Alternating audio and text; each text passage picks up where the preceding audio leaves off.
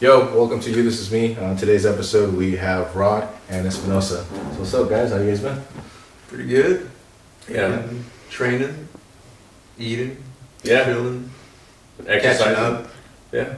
He's came over to my place for initially 2 weeks, and then he's like, you know what, you have a tournament February 1st. Yeah, So I'm gonna hang around for an extra like week. Yeah. Yeah, get So- ready. He got into jiu-jitsu, what, like 8 weeks ago, 10 weeks ago? Like 10 weeks ago, I got into it. Yeah, I was doing a lot of Napa. And I've been doing it for Yeah. about a year and a half, and when he told me like, hey man, I'm doing jiu-jitsu now, I was like, oh fuck yeah, dude, like it's That's a whole nother world for us to like connect on and talk about besides just Afghan and food and shit.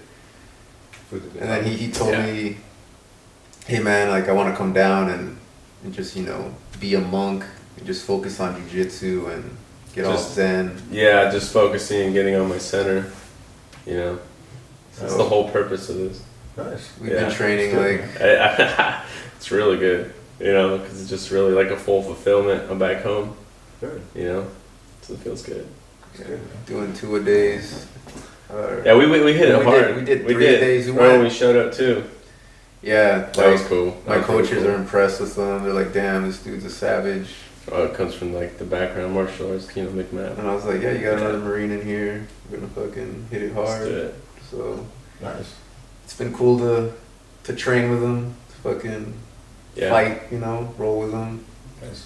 Are you doing the tournament as well? Oh God, no. Oh God, no. Nah, this guy right here. I found out. I was just like, well, you're gonna say nothing about it? Like, come on now. And so yeah, I found out. I was like, we're gonna get you ready, dude. You're gonna get in there, and get another win, or loss, but you're gonna get in there. Yeah. Yeah. So I'm a bigger guy than him too, so I just put on my weight. Just lay on it. It's good Yeah, for me though. it really is. It's good for me because I gotta apply jujitsu. Because I'll get guys my size or smaller, and I'll just like muscle them. I'll just fucking Hulk out on them. Yeah. But with bigger guys, I have to really apply the fundamentals and actually do the art to escape from their fucking crushing weight. Yeah. Cool. Which without a doubt they're gonna use. Yeah. Yeah. Because it takes another big guy to teach another big guy, unless he gets it, that his strength isn't going to carry him all the way. And he's picked it up fast. He's picked, Yeah. like rolling So- with them. You know, He squirrel. could just sit on me Yeah, I could. and just fucking chill. But that wouldn't be helping me out at all. But, you know? but he's like applying jujitsu. He's like, all right, I'm not gonna use all my strength on fucking little Diego and fucking. Diego's using all his strength. Try to, yeah, I'm just like, Yeah. ah! And he's actually like, nah, he's actually applying jujitsu, Yeah, trying it's to really get cool. submissions instead Yeah. of just sitting on me, which is cool. That's cool. Yeah. Man. So It's definitely like the rifle range. You know, but Yeah. it's like a spiritual practice to hit the target. It takes the full mind, body, and soul. yeah, but you don't have someone beating on you when you're Yeah. taking a shot. It's true. I use the same principles when I go into it. Okay. I get what you're saying. It takes the whole mind, body, Gotcha. like Yeah. focus. Yeah. You Gotcha. can't have any outside bullshit in your mind. Yeah. Gotcha. So for me, it's like I used to do music, art, and gym or running. Just Yeah. to balance out, because I'm not gonna lie to you, if I don't zone out and just kind of like focus in on just the running alone, I run like an idiot. That's like the only time you're present. Yeah. Yeah. Gotcha. That's Hell good, man. So besides that, what else are you up to? Well, you know, catch up. Well, cooking. You know, I do work at a nice restaurant, Japanese cuisine. I heck of like it. It's just another spot to like, kind of like just channel and focus and be creative. You know. Yeah, it's a job I like to do. Something I want to carry on to. More than that, you know, I was just talking to Diego a little bit ago about how like we have a spot because our folks own property and they have a little like rented out lot that they use for businesses, and you know, should they leave, we can move in a little eatery or something like that, like 50 tables. Nice. Yeah, they're really cool. You know, so I mean, what's more fun than making people, you know, have a good experience? You know, when you come, it's like, here, open your mouth. You know, but the presence of the eyes, the mind, it's all the same thing, really. Cool, man. That's what it takes. Nice. So what else have you been up to, man? Let's see, I've been working on my associates in psychology. Originally, I had planned on being a counselor of sorts for kids or for adults with like drug abuse problems and shit.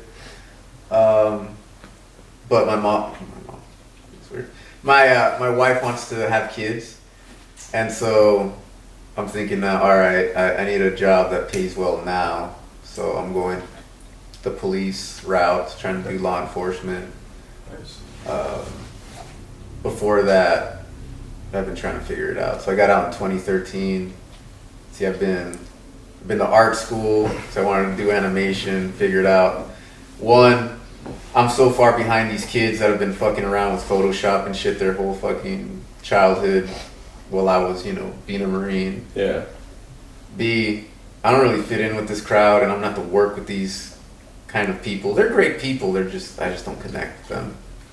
And then I went to something I knew, which was training, so I became a personal trainer for a while. Turned my garage into a fucking gym. It's still a gym to this day. I just use it for myself. And I've retained one client. He's my veterinarian. We just have this cool thing where he works on, he takes care of my dogs if they ever need it, and I train him for free. But for a while I had 12 clients. Got burnt out on that. I figured a lot of my clients need therapists, not personal trainers. I'd spend hours, I'd have this whole plan, and then they would go home and drink 2 liters of soda, 2 liters of Coca-Cola, and I'm like, dude, you don't need me. I'm just taking your money, man. Go get help. Talk about your shit. Yeah, your eating problems stem from some personal shit you need to work out. You're just over here putting a Band-Aid on it. I'm not helping, man. I felt bad taking their money, so I stopped training. I went to EMT school, became an EMT, got burnt out on that because I was just I'm just a glorified taxi driver for sick people and homeless people. I'd be taking people to dialysis. I'd be picking up homeless people that just wanted a sandwich at the emergency room. I have to do a whole year of paramedic school to the sexy shit, and I was all right, go firefighter, and I don't know, I just got burnt out on it. And then while I was doing that, I was a caregiver. I dropped the EMT job, just stuck around being a caregiver. I actually learned a lot more taking care of old people. Goddamn, I want to take care of myself so I don't end up like this guy. I want to live life to the fullest so I'm not regretting life like this guy. And it kind of toned me down from being I'm fucking alpha, I gotta fuck shit up, to be nurturing, being patient, caring for people. And then after that, I just my mom got sick, she had cancer, and just to take my mind off of it for a while, I just focused on art. So I just painting and going to art shows all over the place, LA, San Diego, trying to sell art, doing a ton of psychedelics, which helped me deal with the PTSD, just stuff that I hadn't worked out before, but it wasn't doing anything to advance my career in anything or advance me towards any one direction. So in the Odyssey, there's that part of the story where Odysseus ends up on that island where he's just eating lotus leaves and he's just kind of stoned the whole time, and he loses track of what his mission was, which was to get home. Dude, I haven't read that book since high school. Dude, that was me. I was just eating lotus leaves. I was just eating shrooms, DMT, fucking acid, just learning all kinds of shit about myself, but not really moving in any direction. And then my mother passed away, and that was kind of a wake-up call, hey man, you gotta fucking get your shit together, and you've learned what you needed to learn, now fucking move forward. My wife wants to have kids, so I was I need to make more money, be more organized, have my shit together. So okay. I've been sober, clean on everything for a year, so I'm trying to be either sheriff's department or any PD that'll take me. Hey, if you're out there, Apply. Who's hiring? Got some experience here. Now I work at a Boys and Girls Club with kids. It's pretty rewarding, because I don't have kids of my own, so it's kind of cool to work with kids, see how their minds work. It's tough. So I've worked with really old people, and I work with really young people, and I kind of see the spectrum of development, So yeah, I want to finish my associates in psychology, maybe apply it to law enforcement. But yeah, you know, kind of just rolling with the punches and see where life takes me, and try to make my mom's life and sacrifices she made for me, you know, mean something. Gotcha. Mm-hmm. Yeah. Sounds good, man. Sounds good. That was a long-winded answer, but No, man. Hey, it's a real one. Mm-hmm. thanks. Cool, man. Damn, poop out the bottle, huh? Yeah. So where you from, bro? Mexico? All right, I'm from Jalisco, Guadalajara. Is that where that bottle's from? Where's this shit from? This is from Mexico. Benjamo, Guanajuato. Oh, yeah. But to be honest, I've never set foot in Mexico after I came here with my mother illegally when I was like 13 months. I grew up partially in Huntington Park, California, but I'd say I'm from Wisconsin. Like I spent from 6 years old until I was 16, I lived in Madison, Wisconsin. And then my aunt and uncle were like, hey, you want to live with us in California and maybe get your papers? I was like, fuck yeah, California. You know, beats the shit out of the Midwest. That's what I thought at the time. And so I moved to Pomona, California, lived with my aunt and uncle, went to high school at Ganesha in Pomona. It was way different than the Midwest. I was like into fucking classic rock, The Doors, Led Zeppelin, all that shit. Go to fucking LA basically, and it's all Dodgers, Raiders, fucking just hip hop culture and shit. And my way in was I smoked pot, so I got along with all the cholos and shit, you know, like they're like, oh, you smoke weed, cool, and like, you're not in a gang, you're from fucking Wisconsin, so we don't give a shit. We don't have to check you or anything because you're not even from here, so there's no threat there. No, not part of the system. Yeah, so from my teenage years until I joined the Marine Corps, I grew up in Pomona, so I'll claim both. Madison, Wisconsin, Pomona, California. No sports, extreme sports or anything? I played a little bit of football and a little bit of wrestling when I was in Wisconsin, because that's what they do there. I tried to play football at Ganesha, but learned quickly that it was a garbage team, and it was just a different culture. Wisconsin's all football and wrestling. Pomona was more like, we want to look the part, but we don't want to put in the hard work, you know, so these kids would all be like, yeah, I'm on the football team. And then I'd go to practice with them and they would just blow the coach off, disrespect them. And I'm like, I'm not gonna play for this fucking team. I'm gonna get hurt trying to play with this team because they're not trying. And a good team will just fucking steamroll us. I was into BMX because when I was coming up, the X Games were a big thing.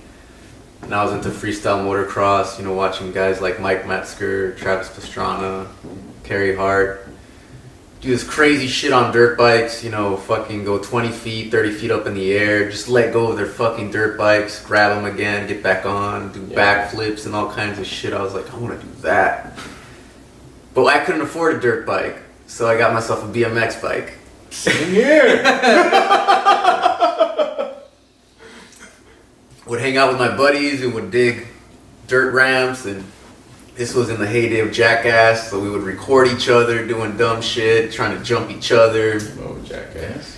Fucking do tricks on my fucking BMX bike. So I was into that. We should do the same thing.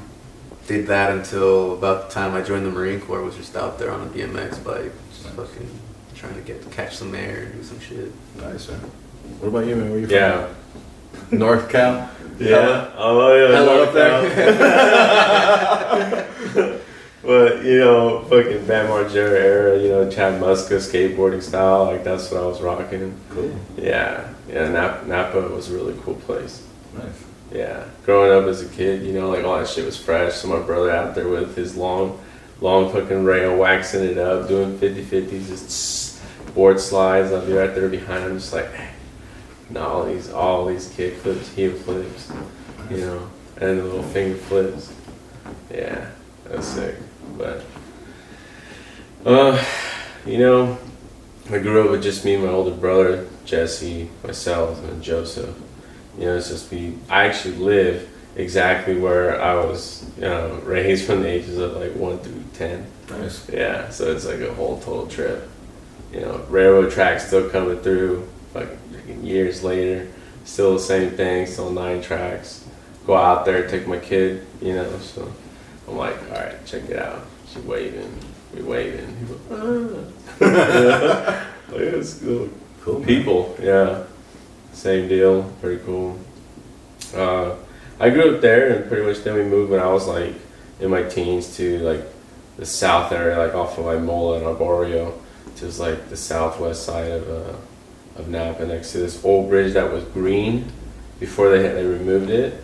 It was a nice green bridge. It raised up and stuff, and the city decided what to do. It's just like eventually, it's like in my 20s, they tear it down after they had like a ceremony for it, then rebuilt it as a higher one, city concrete, you know. But it was pretty cool. Nice. It was like all nice and long. It's like the yellow one if you go to Sacramento. It's right there. The yellow one, they have parties on it too. It's pretty sick. Yeah. And then at that time too, I was doing like longboarding and freaking like boxing. That's when I started doing boxing a lot. I go from there all the way across that bridge to the Sheriff's League, you know, and just do like, you know, some sparring. I was like, this is cool, I can get around this. That really helped me out running. Dude, I used to like take off from like Napa to Sonoma. Yeah, it was like a 3-hour run. It was like a half-hour drive, 15-minute drive. Just like running, I was so good at running.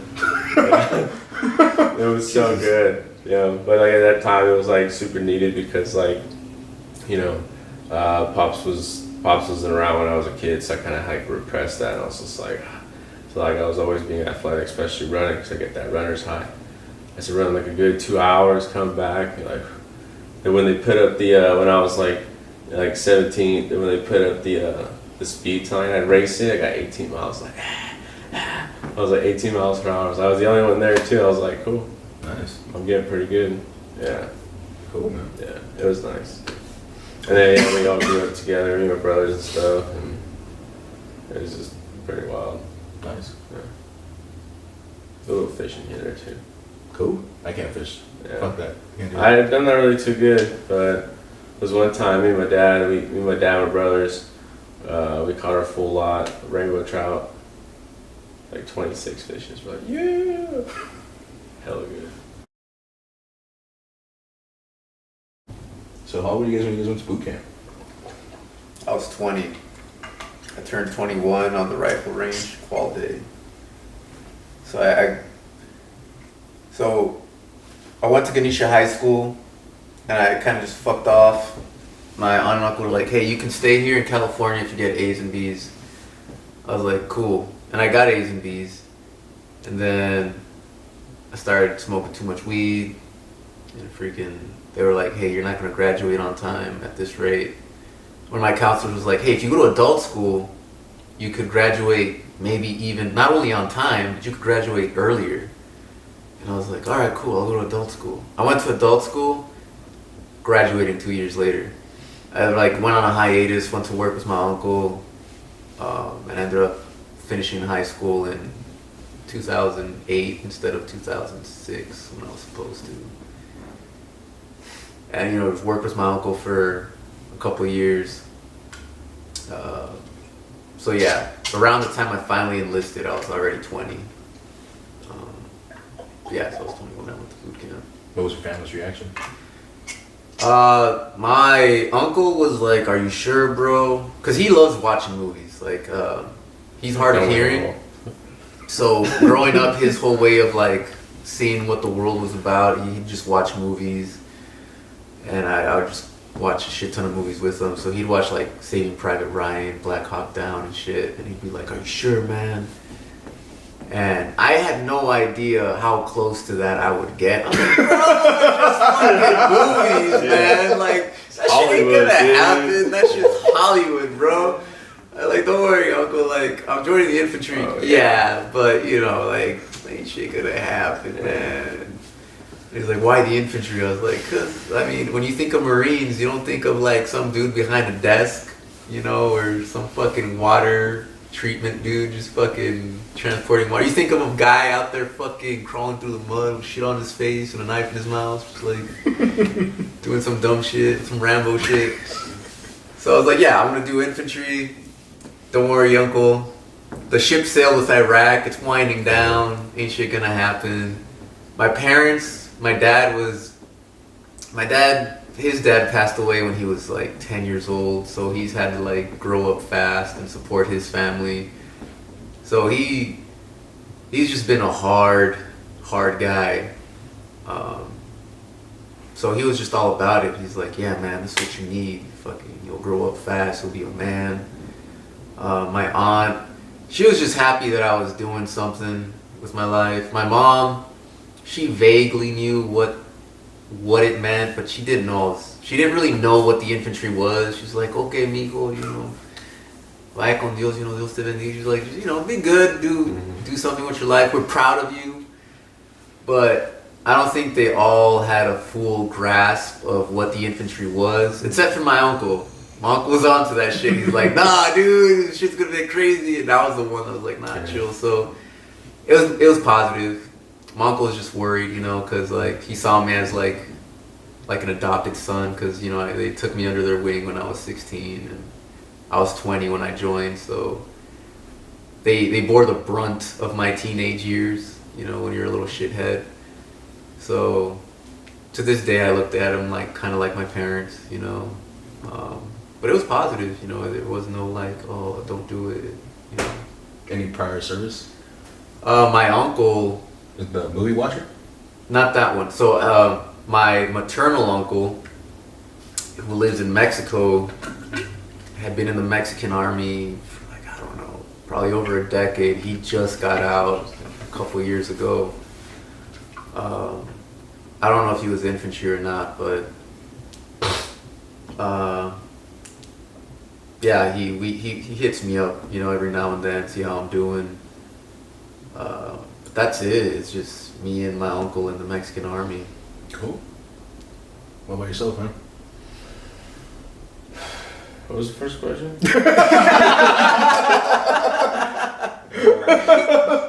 Ghosted right now.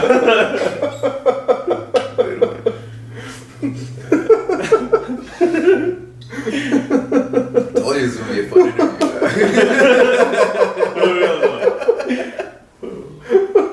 First question. How old were you when you became a Marine? Yeah. Oh man, I was buzzing tables, man. I was 19. You know what I'm saying? I've been thinking about it since 17. Grew up watching all these, you know, war movies and whatnot. I'm sure all the same ones, Saving Private Ryan, Platoon, all those guys.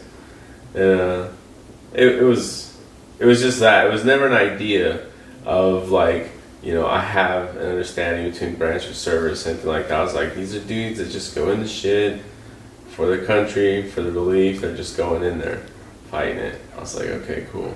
I grew up with that, watching all those videos and movies, which is like inspired me. 17, I was just like, I'm gonna hit it up. Like, oh, okay, when you get out. Well, I didn't graduate on time in 2007. I graduated in 8. So, oh no, at 9, from 8 to 9. I was supposed to graduate in 8, but I was just like, I'm not gonna apply myself, whatever. Just I had that attitude. I know, like, dude, you can stay in the year, you can go adult school. I was just like, all right, I'll make up the credits because I'm short. Like, you don't have to stay the full year, just whenever you get done with your credits, you know. I was like, cool. Apply myself, got A's. I was like, cool, it's done. But graduated. They're like, okay, you want to come in? I was like, cool. And I spent the next time just training. And I turned 19 at the end of like, it was on Mother's Day actually. I left and I was just like, okay, let's do this. My mom sure reminds me too. She's like, you left on Mother's Day? And for your Afghan deployment, you left? I was like, oh shit, let's try this twice. Yeah. Put her through that. So she was just like, she always hits me for that one. So what was mom's reaction? Real reaction? Oh man, she was just like, I have an idea. It's some fucking wild shit. It's not where I want you to be. You know, I was just like, okay, yeah, I get it. Yeah. But when I told everybody, they were just like, you know, like, why do you want to do it? I was like, man, it might be like still inspiration from all those Hollywood movie effects, whatever. It's like, but like that's an experience only unique to them, you know, and those are true experiences. So I was just like, kind of take a hit, it worked out because I was like, well, I just wanted to have that experience, plain and simple. You know, it wasn't anything too wild than that. I was just like, that's the infantry life. You know, dude's a teacher. You know, dude's this person, but he's there for his country's needs. Like that was it.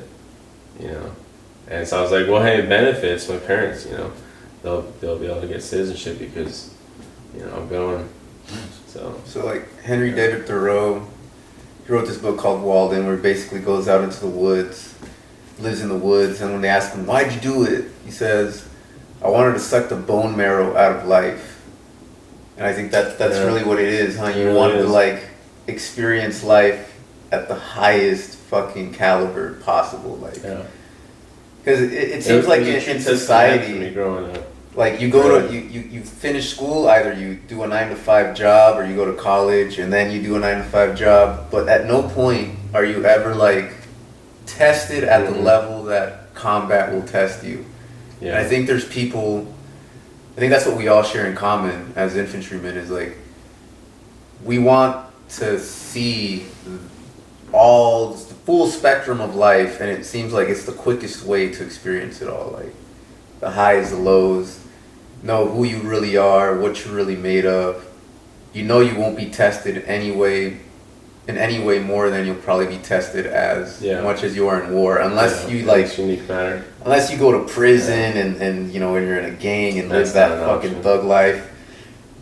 Other than that, I think that's the only time you'll feel your fear for your life that much, you'll value life that much, and you'll use 100% of who you are and what you have, because you can coast through life in almost any other scenario. You know, you could have your 9-to-5, do the same shit day after day, and maybe one day life punches you in the face and you get a divorce, you get cancer, you get hit by a car, you get mugged on the street. Whatever. By joining the infantry, you're asking for that punch in the face. Like, bam, now deal with it. What are you made of? And I think that's really why. Because, like, you know, it really did stem up from, like, growing without, like, not a proper father figure, you know what I'm saying? So I was just like, you know, who was there to test my worth? Because my dad always talked about it. You know, I remember, like, the first example of that when I was a young kid, you know, I was, like, 7 years old, and we had a neighbor, he was Ruly, you know. I mean, he had his own dad problems, too. His dad was a drunk, worked in the vineyards. Like, we were amongst all those, you know, hard workers who were just workaholics, alcoholics, you know. And so the kids coming together, and like I remember he was just having a bad day, just trying to vent. Hits my brother across the head with a freaking little plastic tricycle freaking tire. Hits him, he cries. He's like, you know, 5. My dad's sitting there, so you're not coming in here until you have dinner, or you're not gonna come in and have dinner until you stand up for your brother, or you can go hungry. You have a choice. And I was like, dead ass. All right, dude. It's like, you really mean that? I was like, okay, let's do this. So I was like, hey, apologize to him. And the kid was like, no, fuck you. I was like, all right, fuck it, let's do this. And we, you know, finessed him a little bit because I had experience. And my dad was like, cool. I sat there in front of that table. I was just like, shit, this is my dad. I was like, this is my dad. You know, and I grew up with that. And so from there, like, I was just ready to dip. I was just ready to go. I was like, I had this idea of what's going to test me because he's not testing me because he was absent and whatnot. So then he come and go, but it was more like rough because he was dealing with his shit. And so I just learned to cope with it and followed my older brother. And he was wilding out too. You know what I'm saying? He was just getting it. So I was just like, I guess I get it like that, or I joined the infantry. And I was like, that's been the only like true testament that I didn't appreciate till later years. Now I really had time to step back and think about it. It's after going through it. It's like, snap, you know, it can all be appreciated. I can see exactly what you were talking about the entire way now. I was just like, cheers to that. So did you guys always want to be Marines? Or was there like other... At that point, I learned to distinguish. I was like, okay, this is the Army, Saving Private Ryan, all that stuff. I'm like, okay, cool. I was like, Marines. You know, my recruiter was very smooth about it. He was just like, okay, you want to be infantry? I get you. He's like, I'm infantry. I was like, yeah. He's like, yeah. And then I was like, okay, cool. And it was like, we're badass. They get special treatment. but we earned that special treatment. You know, I was like, okay. He's like, you really want a challenge? He's like, I know you got it in you. You just really want to get pushed. I was like, okay, you're right. I do. So I went to like the meat grinder, and it was so worth it. Nice. Yeah. What about yourself, man? So when I was a kid, you know, like around middle school at the time when you're becoming a little man and shit, you think you are.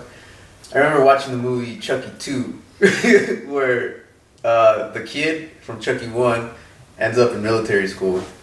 And I remember watching that, and I was like, damn, I would love military school. Like, I just love, like, the whole discipline, the whole mindset.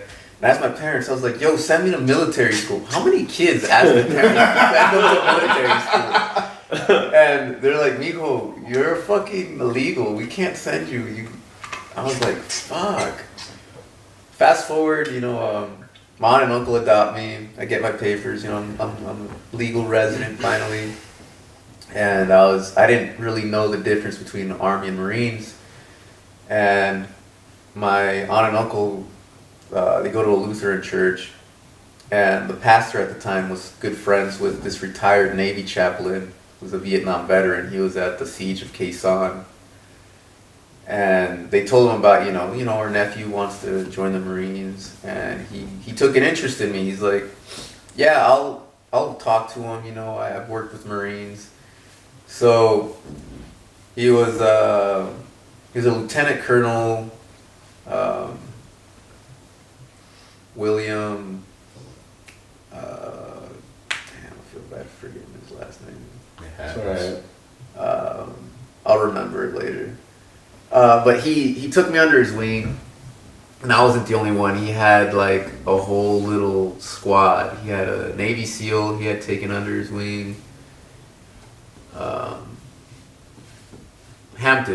William Hampton. He had 2 other Marines that he had taken under, and the way he used to work at a YMCA in Pomona, and he did the whole swimming lessons. So that's how he met them when they were, you know, in high school, and he kind of groomed them for the military, for the Navy and the Marine Corps. And I was just the latest protege of his, like where he took me, gave me swimming lessons, taught me how to swim because I didn't know how to swim for shit. Taught me Marine Corps etiquette. Every Thursday night we would have dinner at his house, and we would cook dinner ourselves, we would bake apple pies ourselves, and then we would all sit around the table and just have dinner. Wow. And just chew the fat together. It's pretty legit. Yeah. So he groomed me for the Marine Corps, so that when I got to boot camp, it wasn't anything. I already understood the game. Oh, nice. You know, I had other Marines tell me what it's going to be like, how to behave, what to expect. You knew the culture going in. Yeah, I knew the culture Yeah. because I was hanging out with them already. Yeah. Okay, so that was the next question was, what was your impression of boot camp going in or before going in? So obviously you already had the impression of it, right? Yeah. Okay. Yeah. And yourself? I just pretty much the Hollywood perspective, you know, like go in, train, it's gonna be tough. You know, Full Metal Jacket at the very last minute. And I understand, Yeah, that's or what I we did. knew at all what Full Metal Jacket was. Just like Loveless was like, check this out, watch it. Ain't gonna be nobody blowing their brains out, but check this out. I was like, okay. Yeah, that was the first time I actually Yeah. saw anything about boot camp Yeah. was Full Metal Jacket. Yeah. From The Last Supper at Denny's to boot camp was watch this. Oh, that's what I got myself into. Yeah. It's like, all right, let's do it. Yeah. I was like, okay. I was like, I could hang with that. You know, I knew I was strong, fit. I was like, what, my running is like my biggest challenge, and I can dominate that. Had a Mexican lady Yeah. yelling at you. We're good. Yeah. I actually was in better shape going into boot camp than coming out. Really? Because I was like hazing myself. I was like, I'm one of those guys I'd rather be over prepared than under prepared. So I was just like running every fucking day, just hazing the shit out of myself. Fucking push ups, pull ups every day. I was in like badass shape. And all the fucking drilling and sitting around, actually, when I came out, I was just not as conditioned as I was going in. And I think it's because it's an equalizer, you know, they try to get everyone At par. Yeah. on par, yeah. So if you were out of shape, you got into shape. If you were in like really good shape, they brought you down to like where everyone else is in the middle. Yeah. I mean, realistically, they're planning out their batch. You know, boot camp comes in its batches, so. Did you have any failure to adapt in your platoon? Yes. Yeah. I had this one guy that shit in his pants. That's yeah. Shit himself. He can't control himself at night. Yeah. He would have shit stains on his underwear. We had one guy in another platoon try to jump from the 3rd story, but one of the drill instructors stopped him. Oh wow. He actually got a NAM for it. So the drill instructor got a NAM for stopping this kid, for talking him down. We had one kid swing on one of the drill instructors, like straight up connect with him. Dude. He's like the whole parts, bro. Rank aside. Damn, bro. Yeah. But yeah, boot camp was. I thought it was gonna be harder, honestly. Yeah. I thought it was a mind fuck. It was mostly a mind fuck. Yeah. It was one that I was like looking forward to going in. You know, as my reaction to it, I was just like stepping into something bigger than me right now, dude. When I worked with my uncle, we would wake up at 3 to go to work because he was a delivery driver for Guerrero for Mission Foods. So he would like deliver tortillas and shit to different stores, and we'd wake up at 3 to be done by 7 before all the stores open. So we had to get all the product to all the stores. So I would get home like around 2 p.m. and I'd been up since 3. I got more sleep at boot camp because we'd wake up at like 5. Mm-hmm. Yeah, so I was getting more sleep. It wasn't as physically challenging. The only thing for me was the mind fuck. It was like, this fool is just yelling at me. I'm standing here in my underwear, fucking pop. Fucking like, what the fuck are we doing, dude? Wait, hold on, I gotta run this right now. I'm like super OCD about my shit. Yeah. Before the military, so like dumping out your Foot Locker, I'm like, bro, I just organized that shit, bro. Like, what the fuck, man? That shit would fuck with me the most. Like, don't mix my shit with theirs. Just fucking following your stuff around, like like that. That was it. It didn't really get real until the Crucible, where I was like, yes, this is what boot camp should be. The Crucible, but the entire time. Yeah, exactly. It was 3 days the entire time. When I was like, I didn't think we'd be doing this much marching, man. Yeah. But that's what the fuck does this have to do with war? Like, but that was what SOY was for. That was SOY. When I was like, that was fun. That's what was the shit. That's what it really was. Just doing all those fucking drills.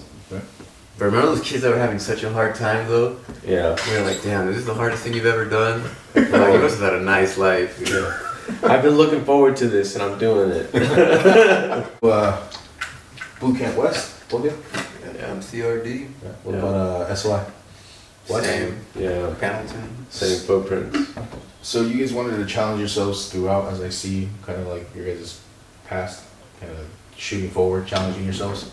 So is that why you guys went 31s as well? No. So what happened there? No, I was 03 open. Okay. Yeah, between me and my 2 brothers, Steven was our honorary brother.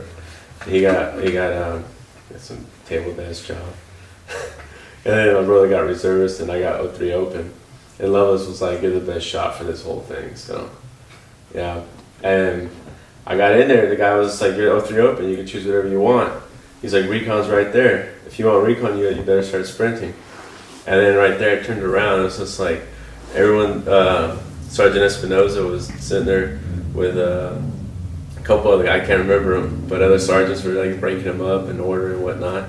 It's like, that's the 11s. I was like, what do they do real quick? And they just telling me, I was like, okay, what about the 41s? This is what they do. You know, 51s, this is what they do. There's 52s.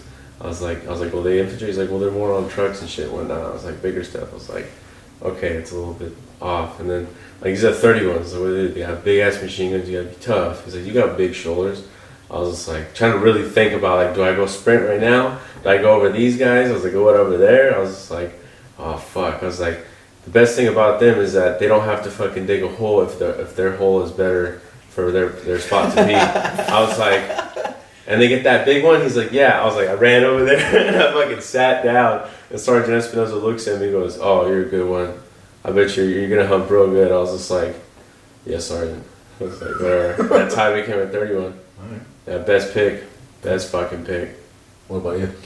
So, I don't want to get too controversial about it, but so weapons platoon, not to knock the 11s, but they take the cream of the crop. Like, they'll be like, all right, are you smart? You gotta pass these fucking tests. You gotta work with multiple weapon systems. Check. Are you strong? Can you carry this shit? Check. So I wanted to be an 11. I want an open contract. I just want to be an 11. Kick open the fucking door. Go in there. Can I also say that on the ASVAB I got a 31? Nice. Yeah, Nice. so it's just Fucking. that was a factor. Yeah. Just fucking shit up, dude. And Sergeant Burrow, he's a machine gunner.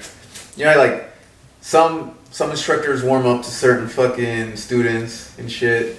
So, you know, he made me squad leader, and he was like, hey man, when it came time to pick it, he's like, hey man, you're gonna be a 31. I was like, but I wanna be an 11. He's like, no bitch, you're gonna be a 31. And I was like, alright, I'll be a 31. You know, I look up to you, you're cool, you're a 31.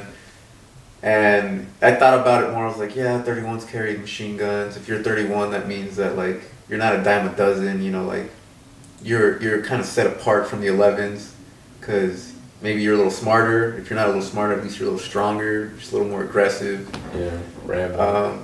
So I was like, fuck it, yeah, I'll be a 31.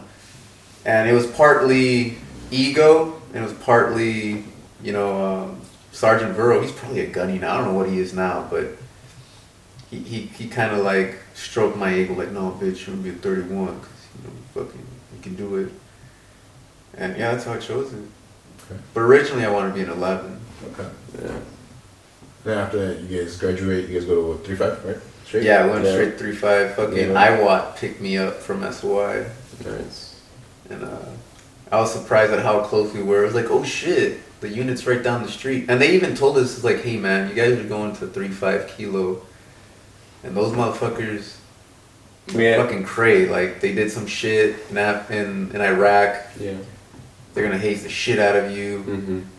And one of the first people I met was Miller, who's like the chillest motherfucker ever. I was like, Miller?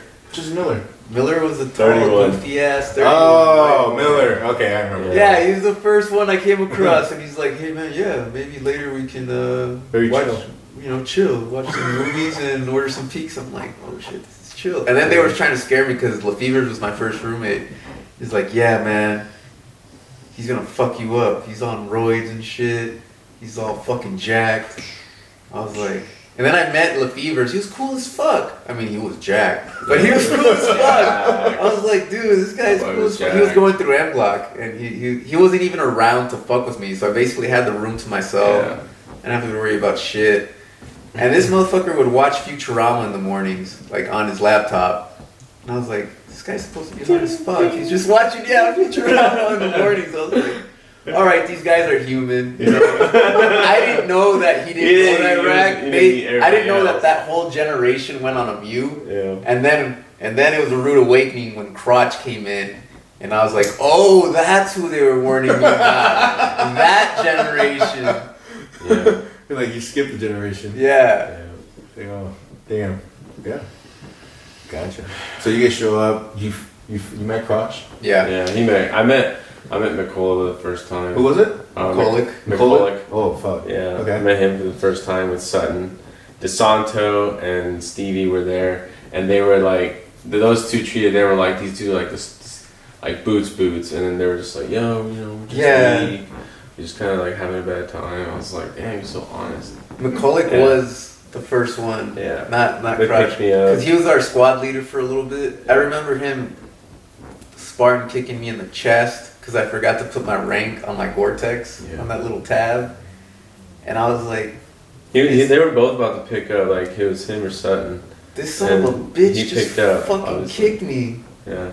in the chest over some dumb shit. And that's when I started to catch on, like, these guys are fucking out there. From we were the first boot drops. He was the last boot drop. Yeah, he was my senior by like a month. Yeah, 3 months. Yeah. 3 months. Yeah, I get there, it was just bare, I was just like, it was like summer peak. Everyone was doing their thing with the first boot drops, and it's just like hell going in. I was just like, oh fuck, here we go. Get there in the parking lot, it's just scorching asphalt, the parade deck. I was like, okay, he's like, don't worry about that, that's headquarters. It was empty over there before they were constructing the new barracks. Okay. And it's like, yeah, we're going down, all the way down. We call it the ghetto. I was like, like take your seat bag, your belongings, and everything. You're humping that shit. And of course, they're like, let's go, let's fucking go. They were all about time, but at the same time, like welcoming.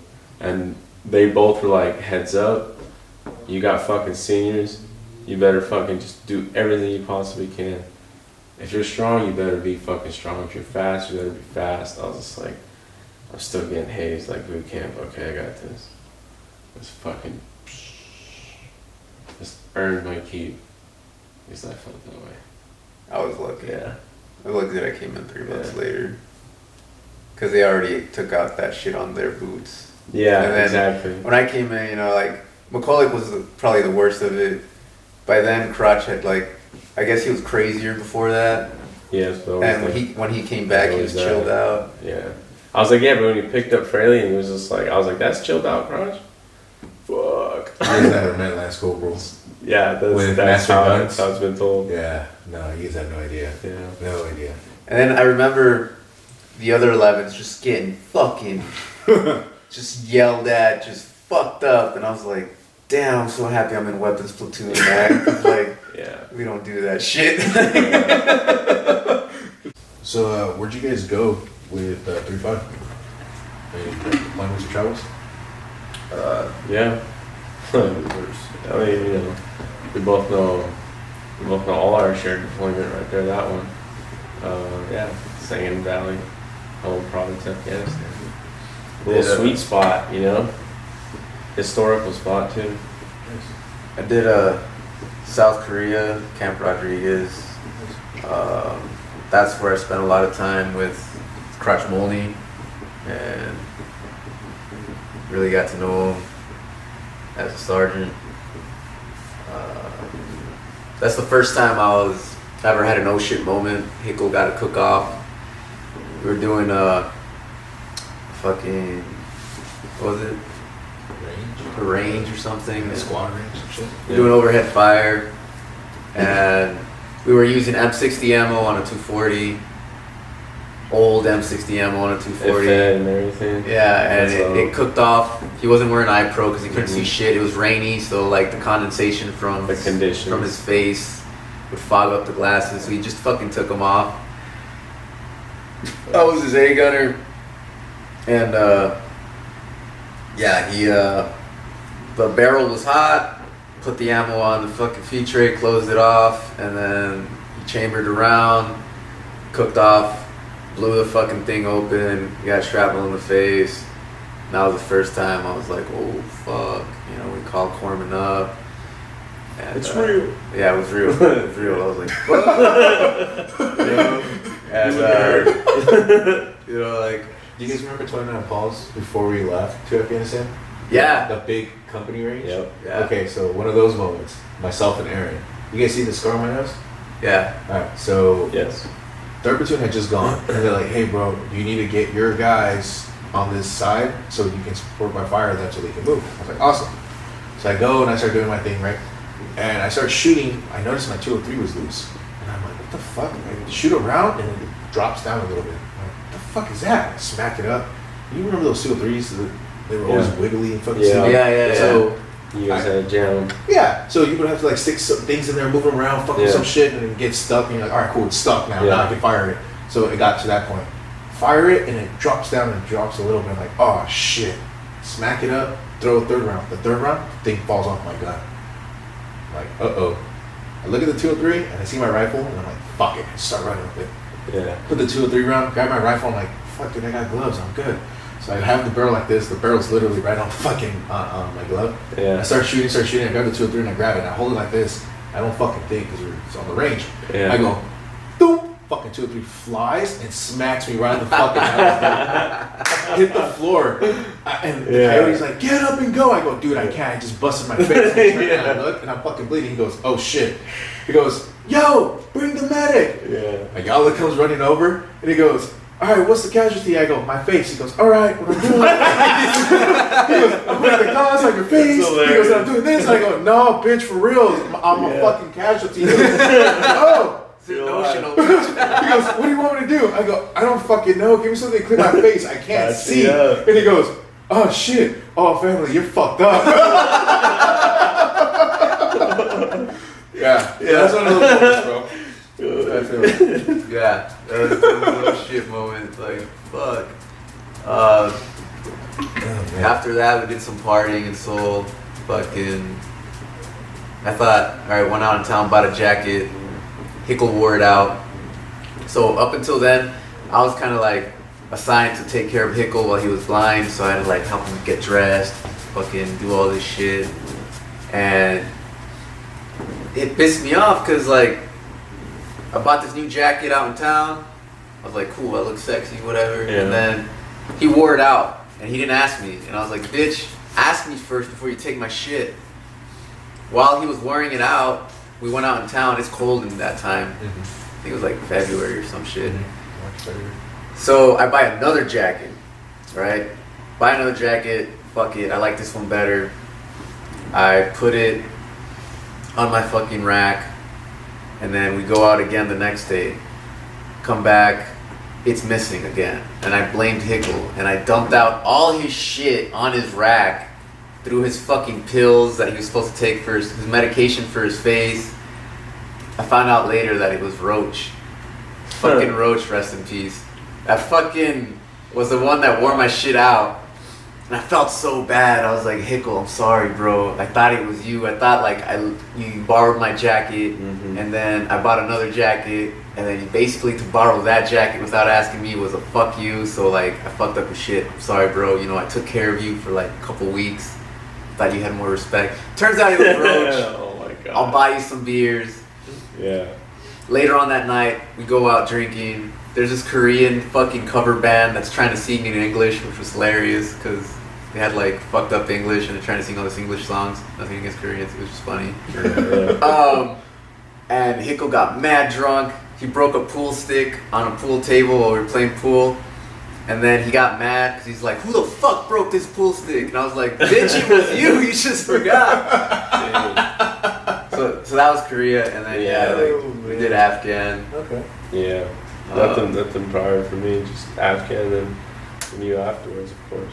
Where you guys going to be, like Africa, right? Yeah, the dude, Gulf talk of about Eden. the Mute, We were bro, just because I chilling didn't there. go on the Mute, so I mean, it don't know was like, it wasn't skate, man, but and it was a whole new experience.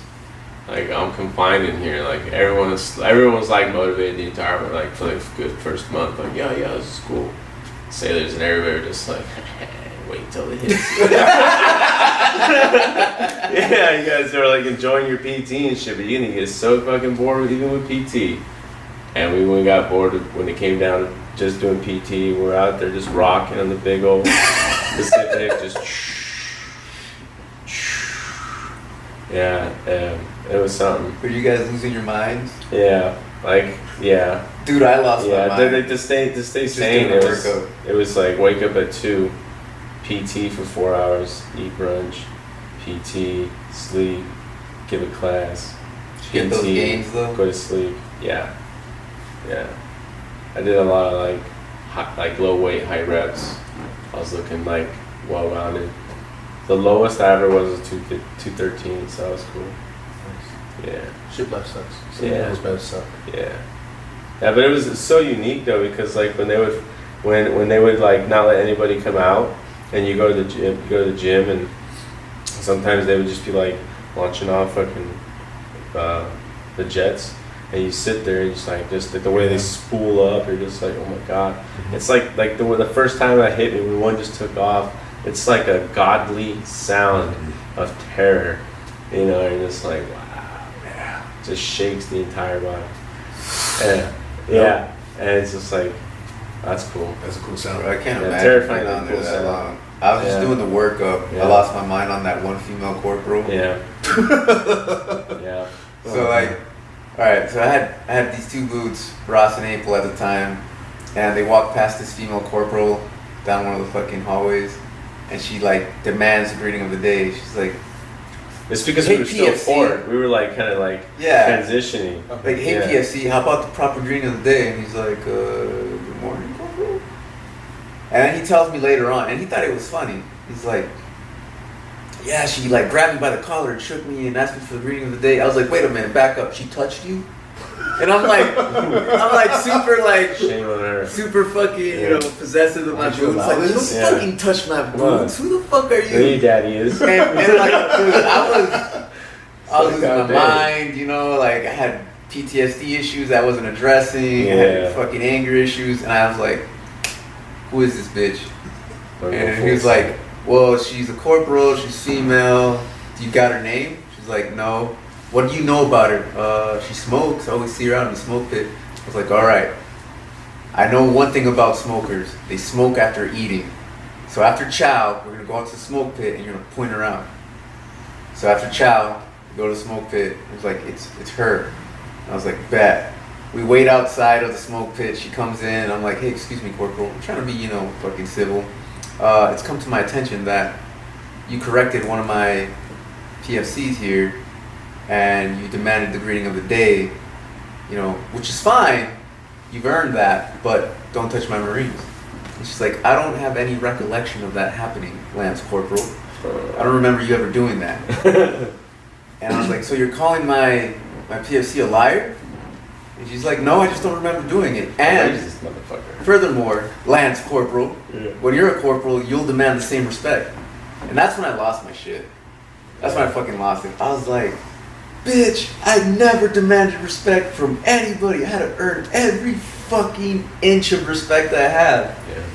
And I guess I was yelling really loud. I wasn't being, in my mind, I wasn't being aggressive or confrontational. I was just like trying to get across to her, like, hey man, we fucking earn our respect. Just because we spent enough time in grade, we don't just earn respect. We have shitbag corporals that, in the infantry, we treat them like fucking boots because they're shitbag corporals. They just had enough time in grade. That doesn't earn them shit. So I was just trying to get that across to her, but I guess I was being too aggressive, and other 3-5 Marines started coming and like holding me like I was in a fighter. I was like, bro, chill. I'm not gonna fight her, you know, chill. Yeah. And that's the madness of the ship has descended upon the Marines. Yeah, and that's when like I got a red flag. Like, you know, Gunny and First Sergeant was like, hey Devil, you can't be fucking doing that on ship. You know, like when we get back, we want you to go see mental health. And I was like, all right, fine, I'll go see mental health. And that's what started the domino effect to me, like going to Oasis and missing out on the Mew and all that shit because I got red flagged for PTSD. Because I was honest when they asked me about all that shit.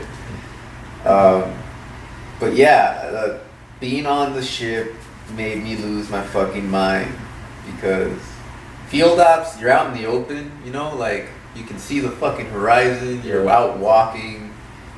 There's a moment where you can have like a moment of tranquility. Yeah, and you have a clear mission. We get from point A to point B, and you expend all this energy getting there. On ship, you're just like cooped the fuck up. It's like a floating prison cell. Try to get that with. I can't imagine doing that for fucking 8 months, bro. Like, that's tough. Yeah, straight up. That's fucking madness. Yeah, but I mean, you know, what you guys the Mew was cool. There was times where we got to go out and stretch our legs. Did you guys go to Africa? We did. We went to Djibouti. That was that was the treat. You see, because we stopped out at these other places and like trained with other nations. I don't remember the first one. We were like in the jungle. And that was really cool.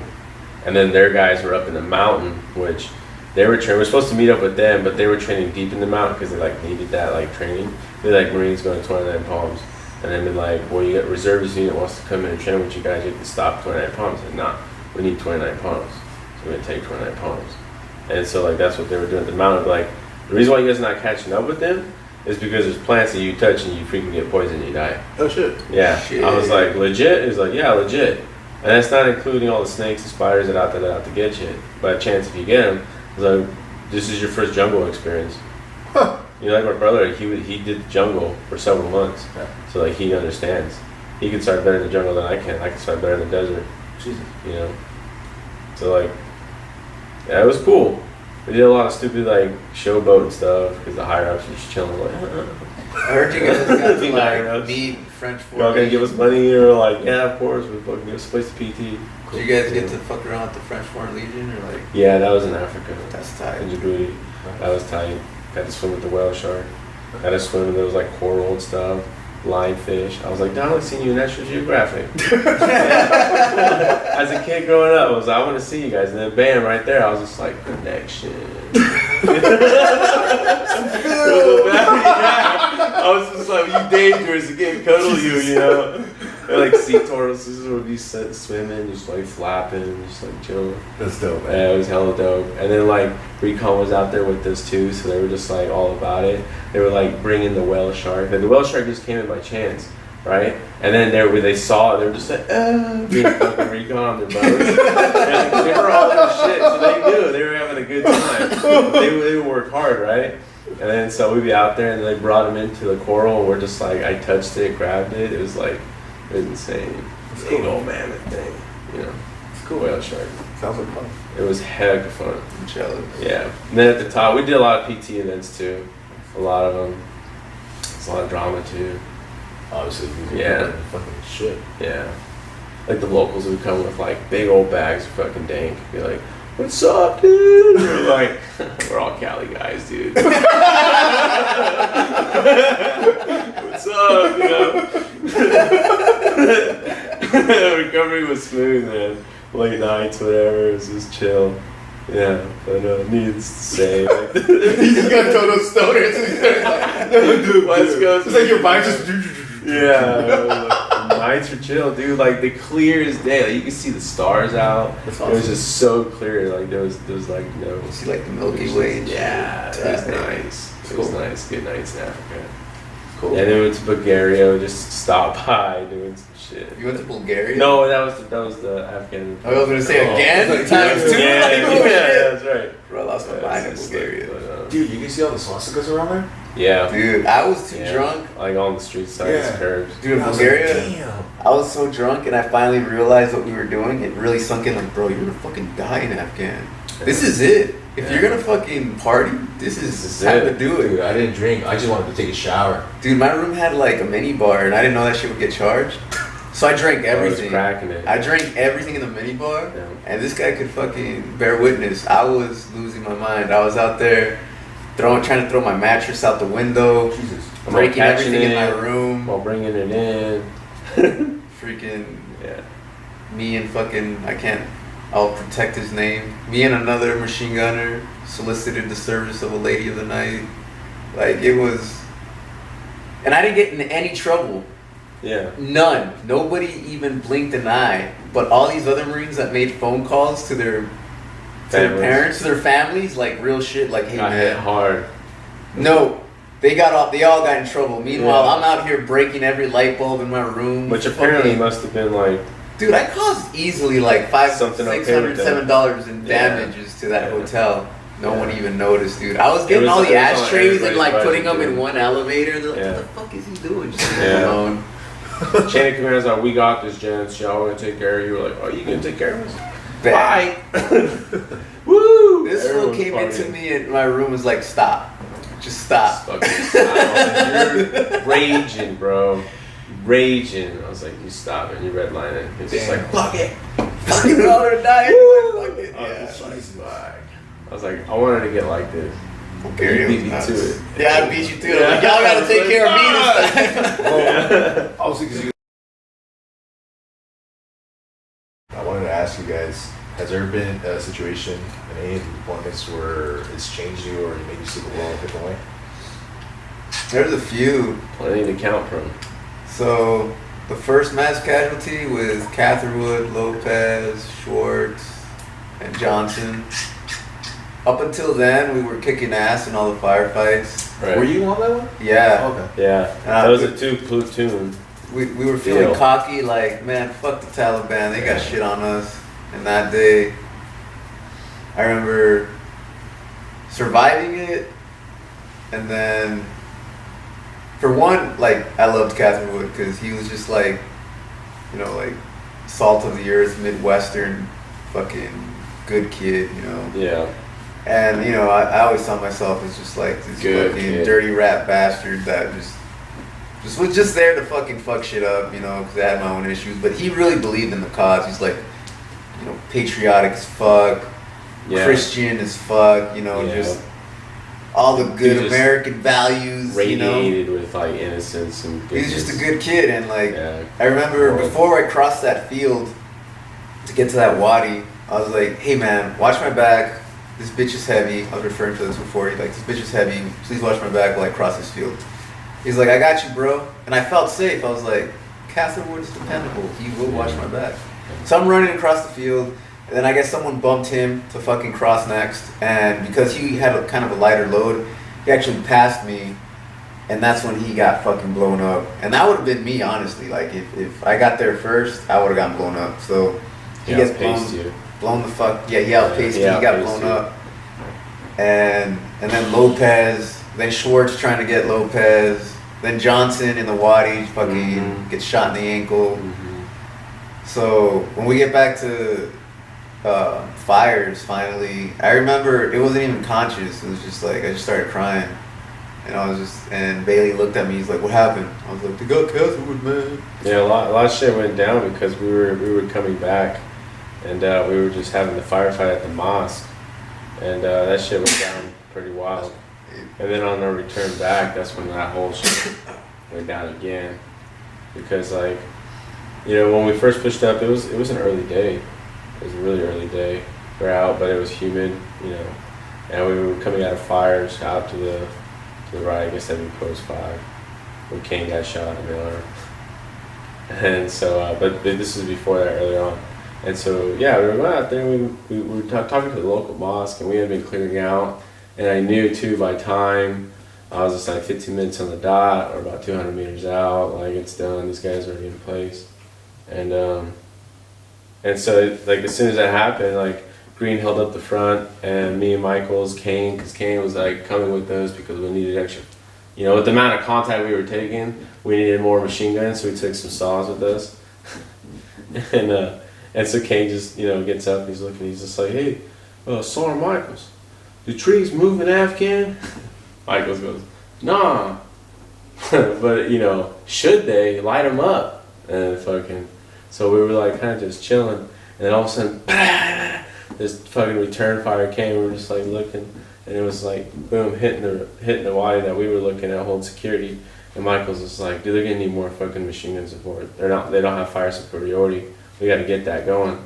And I was like, well, we all kind of like understood. And he's like, "Follow me." And he started cutting it through the thing because we lost our track because we were holding the rear security, you know, and Fires was up to our side, so we lost that post.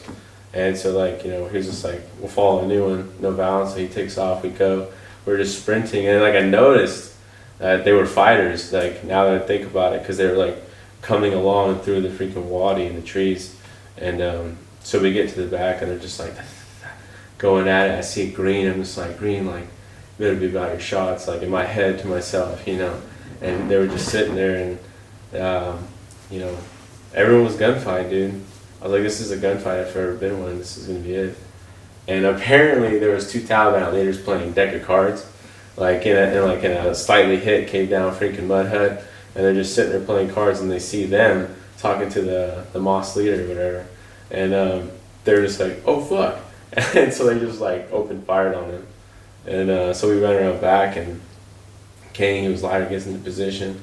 Iraq and Humphrey's like, "Man, where can I go from here?"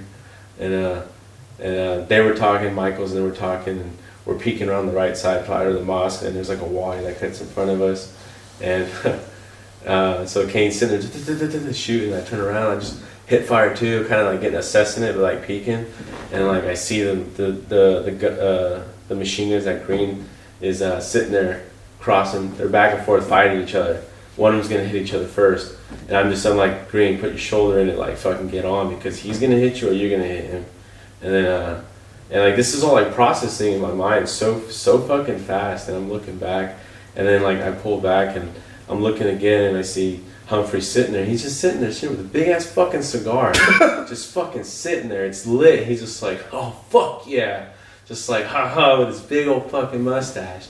And Michael's is just like, he's like walking up to him, and I was like, "These dudes like these are my seniors. Like, okay, I'm doing good. We're all doing good. This is like a good situation. Like, motherfucker smoking a cigar in the water, you know what I'm saying? Like chest high with his fucking, you know, M16, and like, he gets a fucking jam, and he didn't lubricate his saw. And he goes, "What the fuck's going on, SB?" I was just like, "Here, take my 240." And I grabbed my chapstick because I was like worried about blisters. You know what I'm saying? So I grab it and I just smear it all inside his saw. And he's just looking at me. He's like, "Really? You think chapstick's everywhere?" I was like, "It's a lubricant, bro. It's for your lips. It's gotta work." Like, it's gotta work. If this doesn't work, you're fucked. Because I'm still gonna get my 240 back from you. You know? So I'm just fucking wiping it in there. I take it. He racks it. He's just like, da, da, da, da, da, da. Tire away, fucking chapstick. All the way till we got back. Yeah, dude. Fucking chapstick work. Fucking sit back there, just hip firing.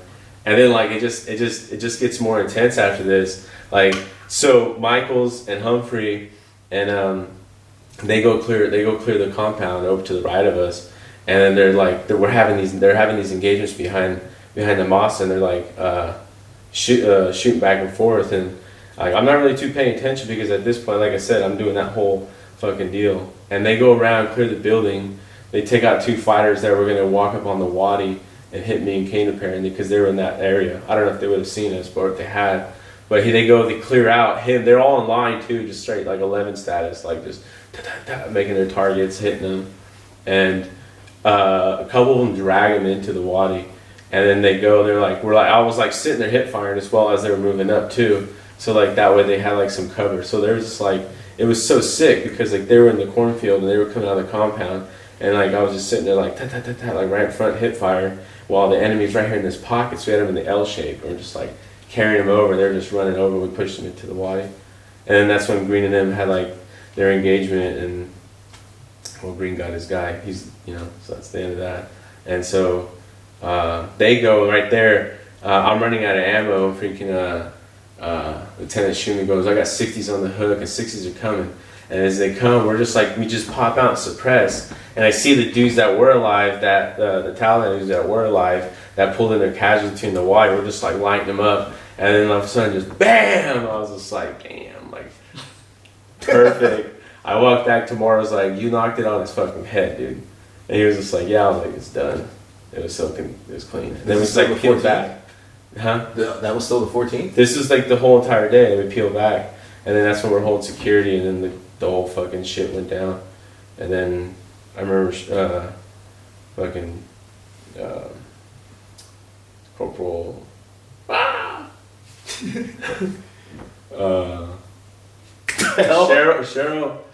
Sharon. Yeah. Oh, Corporal. Yeah.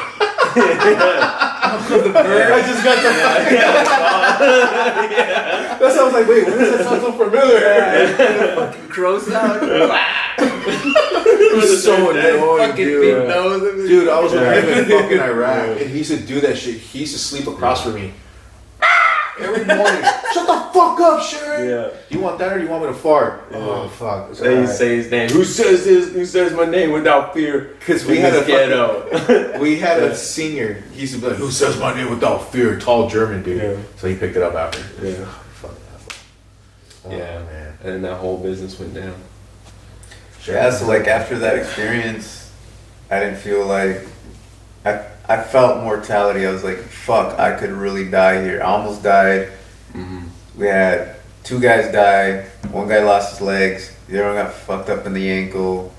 It became real after that. Because up until then, you know, like we had momentum. Gotcha. You know, we hadn't really experienced casualties like on that scale yet. Yeah, that's true too. That was like the bunch And- of our And success. I think that's when like second platoon really got that punch in the face. Like, Yeah. oh shit, this is real. You know. Everybody was doing what they were supposed to be doing too. Yeah. You know, like And then that's the way it was. the other one for me was there's 2 more. There's one more when I don't know if it was before or after Romo got hit, but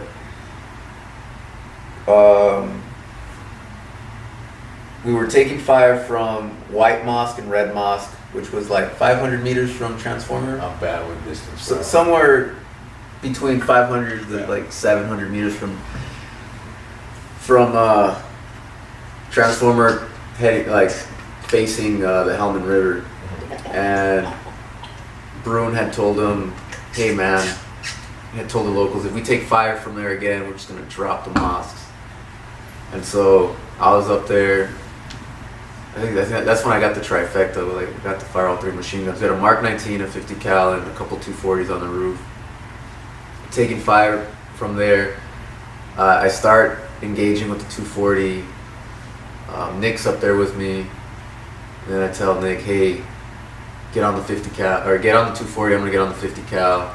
I start returning fire on the 50 cal. Miller comes up on the roof. Miller's like, I'm senior to you, bitch. Go use something else. I'm using the 50 cal. I go to the Mark 19. Sergeant Bailey comes up.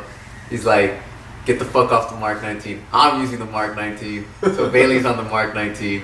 Then I kick Nick off the 240. I'm like, bro, go get another 240 or use your rifle. I'm a machine gunner. Give me the 240. Because Nick's a rifleman. Presidents. Yeah, we cross-trained Nick to be Nick Rodriguez to be a machine gunner. So like, we're all firing back, and then what I remember is Nick and I somehow on rifles now, and Sergeant Bailey was telling us there's this old guy that I had seen before. I don't know if you ever saw him. He'd have like a sack on his back. One with the sticks. Yeah, he would put the sack on the floor, put sticks in it, put it back on his back. He would look like that old guy from Aladdin. Yeah, that guy. Okay. Sergeant Bailey told us something to the effect of like, hey, fire warning shots around him, so he like goes back into the green zone because we're about to drop 500-pound bombs on these 2 mosques, and we don't want him to get hurt. And then, well, I already told you the guy's name. So me and Nick were like, okay, we'll shoot around him. And so we're both trying to nail this guy, because by this time we've lost so many guys. We're both just over it, and we're like, fuck this guy. And so we're shooting around him, trying to shoot him. We keep missing. 500-pound bombs come in. Boom! The most fucking spectacular explosion I've ever seen. It was awesome. Just fucking blew that shit. It was like the craziest shit I've ever seen. And then we both start scanning for body parts of this old, because we had this morbid fucking sense of humor back then, and we're just like looking for body parts, see what's left of this guy. This fucking guy stands up, picks up his sack and throws it over his shoulder. We're like, how the fuck did this guy survive? And by this time we're like, fuck this guy. Our boys stepped on IEDs, got blown up. This dude gets a 500-pound bomb blown up like 20, 30 meters from him, not a scratch.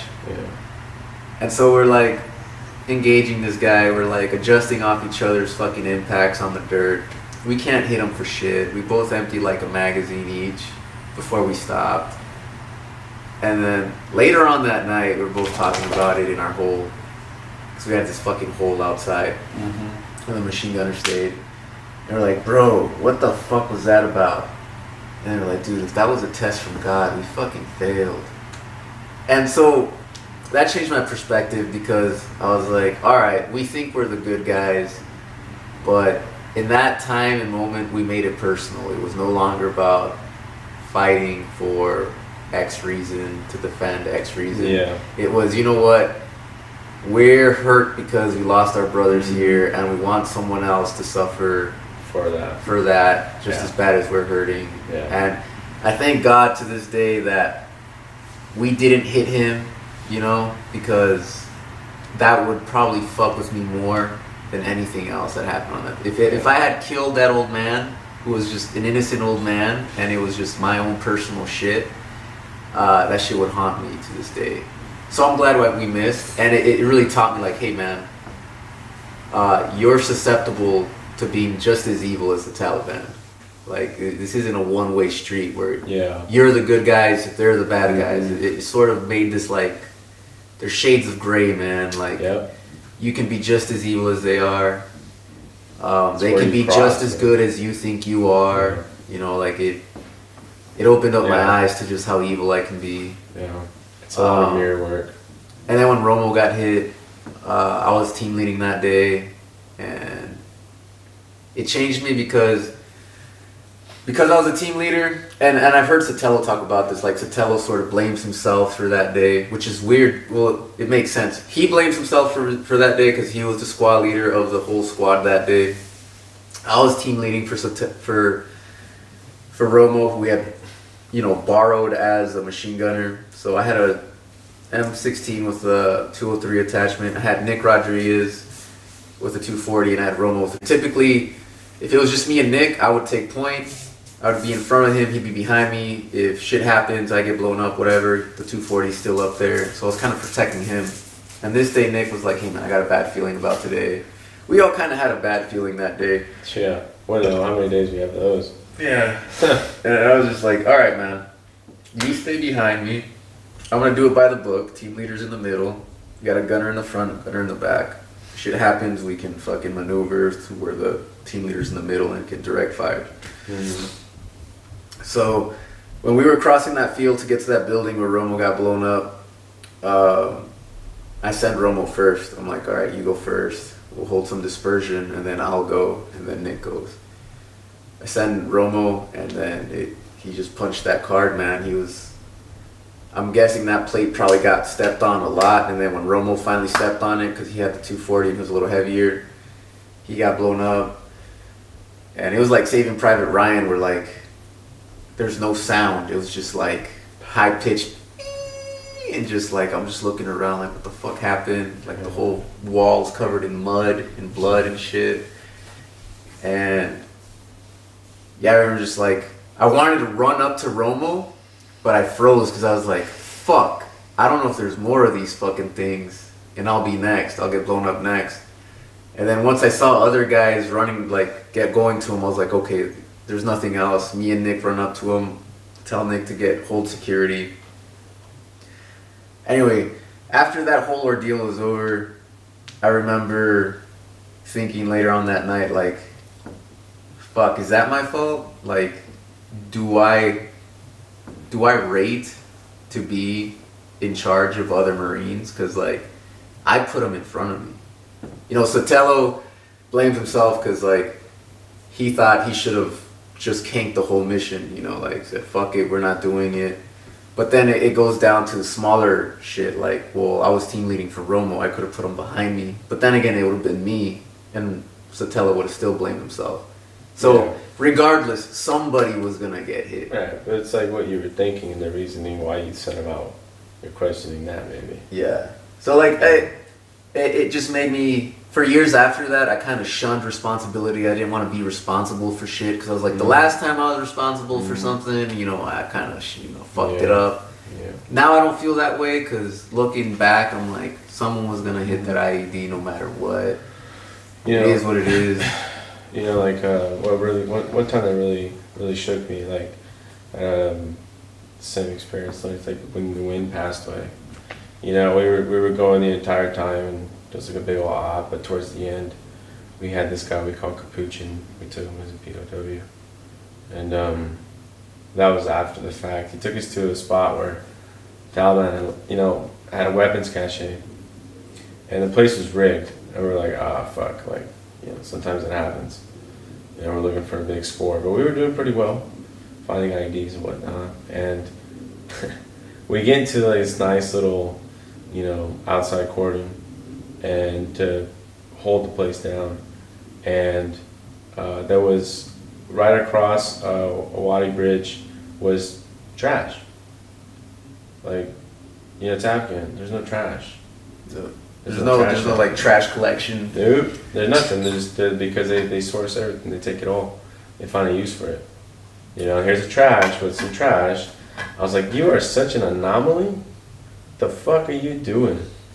And this is when Maury was using the freaking Valen and running around getting his training, because it was like we had found a good majority of IEDs and were able to stretch into areas of that province that we weren't able to go before, so it was nice. And so he got his turn. He found a few, and this one was like, I was just like, dude, right now, that trash has got an IED in it. And I want to speak up, and more he's just like checking it. And then Green goes, that's an IED, because that shit don't happen. Like, yeah. And then fucking, he pulls away, and I was like, Maury, like, that was probably an IED. And Stat Sergeant Handling had the same feeling too. When have we ever seen a trash full of trash while the look hanging around? And, and so as soon as he pulls away, we're just chilling, and A&A are sitting right in front of me. And I was like, well, if that shit does blow up, like I think it's gonna blow up, because that shit's it's an IED, and sitting there behind the wall, I crouch, and then boom. But before that, there was these two. There was a dude in black, so I was like, he's a martyr. And then there's the village elder, and this is when Aguilar just showed up, and so he was there too, and I was just like, you know, like that dude, the martyr needs to die, and it was my responsibility. I felt like the whole thing, because it was a command that I feel like someone's patience wore off, and that's when that IED blew up, because it was a move from there to the left into a compound, and it could have been a command dev, because there's no pressure plate because Maury would have already hit it. But I had the guy, and I was just like, Aguilar, I'm asking your permission because you're my senior, but if it was up to me, I'd kill him. And he was just like, just don't do it, you know.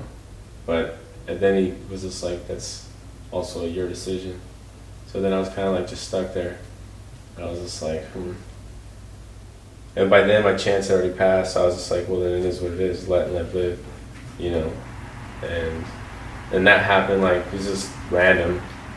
No one else was going, so it was like a desperate, like, with shrapnel hit. And the shrapnel did hit, you know. That's when everyone fell back, and I fell back, and Green was like, yo, SP, and I was just like, fuck, my feet. I was just like, just flopped on my face. And then, on my back, and I got up, and we look over, and we check, everyone's like checking themselves, and that's when we saw the wind folded over. And we're just like, all right, take a shot. Take a shot. Yeah. Yeah, man. Yeah. So when that happened, I kind of was just dawned on me. I was like, he was a really nice guy. Kind of thinking like, well, fuck, like, who truly deserves to die? From at a moment of just like thinking about that, like, well, it was kind of like it was just so unique, and so like, who truly deserves to die? And like, here's this dude who in my opinion, was better than me by every means. I've seen him throughout the workup, and we worked with him, and he was just like, he was really humble about it. He was like, I'm not, I'm infantry, but like, I just did like a lot of security stuff, like a lot of saluting, He's like, he's like, you've been doing this for a year, you've been doing much more, and I have a responsibility over you. He's like, if you don't want to respect me, don't, but when you have to like listen to me, because that's like where Marine Corps comes in, then I would appreciate you doing that. And I was just like, okay, for sure. And so like, I always did. And from there I had like that level of respect for him. I was like, I understand your position. And when we were in combat, it was the same thing. Like, when we stayed overnight, and I got to know him, and I was just like, damn, think about the mortar us. Like, they hated that we moved past 200 meters when we had the entire, first platoon, second platoon in movement. Where you guys were injecting us into the fucking green zone. Yeah, and like we sat there praying, and on a Christian level, we came together. That's when I was a young kid, and that was like my cornerstone. It still is, but it's like so different. It's like a deeper understanding, and so like I was just like very much like, what's gonna go happen? He's like, bro, you just gotta believe in a higher power than you, whatever it is. He's like, mine is Jesus. I was like, okay, well, mine is too. And then like, he was like, if it's Buddha or God, whoever, or if it's just something you believe in, like, just believe in that, and then you'll be better. I was like, okay.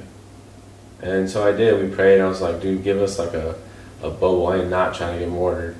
Nobody's trying to get mortared, And we're all just sitting there up on post, and that's when I did my post. And he was the COG at the time, while everybody else went to sleep. Henley was still up, He made Decker go to sleep, and I don't know if Decker went to sleep, but we're all just chilling as I get to know all the 11s for the first time. And everybody, I kept thinking about like our prayer and like our conversation, and then like months later, he's the one passed over, and I was just like how do I feel about that? Something I confronted later on throughout my life multiple times, but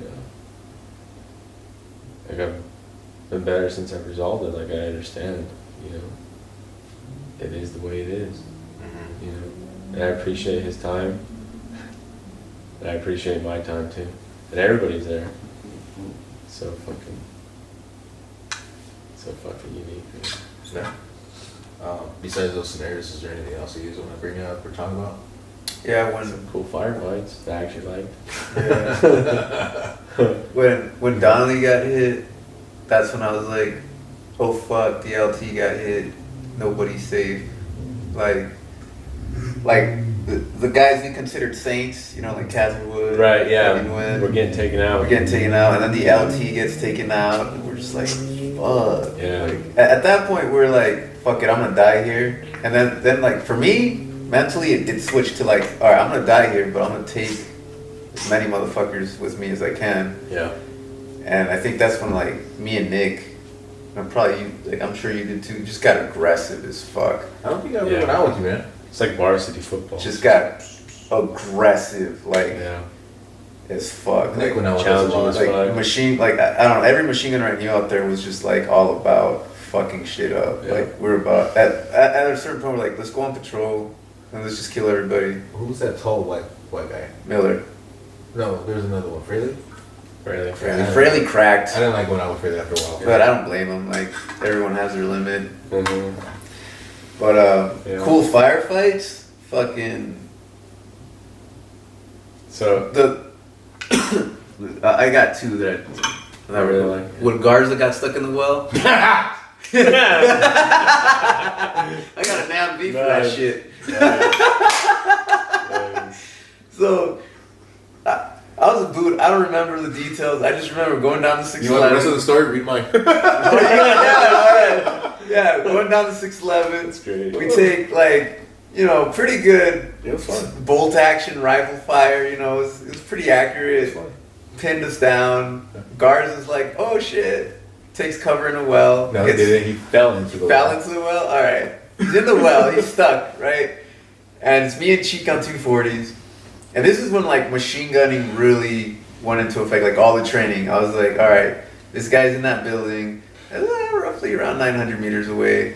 Set my sights to like 8 or 9, I don't remember.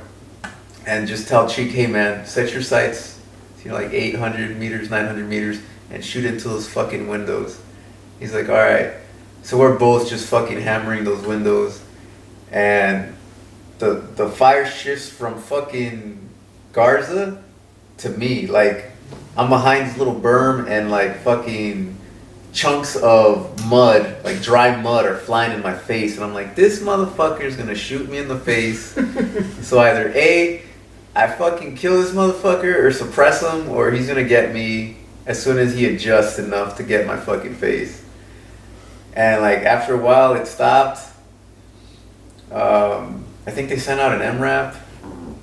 You want the whole story? Yeah. So we went to go check up on that house, right? Yeah. As we were coming back, I sent my guys across, and I remember, I don't know who was up front, but it was Garza, and then somebody behind, I think it was Nichols, was right behind him. And they opened up, and you guys were on this side. You guys were on the other side of the street, right? Yeah. As we were coming across, Garza swore he felt someone push him. So he falls into the ditch. Nichols is on the floor, and I go, bro, get behind the water, or the little water section, whatever, the well. He gets behind the well wall, and I'm on this side, and I go, damn, dude. And I think it was myself and like somebody else. And I go, we need to get to where Nichols is at, so we can then get to where everyone else is. I think you opened up so we can get to where the well was at, and then we go, okay, cool, shift. We ended up shifting, and then I think that's when they saw you move that they started shooting on you, so we got to the wall. The staff sergeant that was intel that was the first time he had ever got shot at.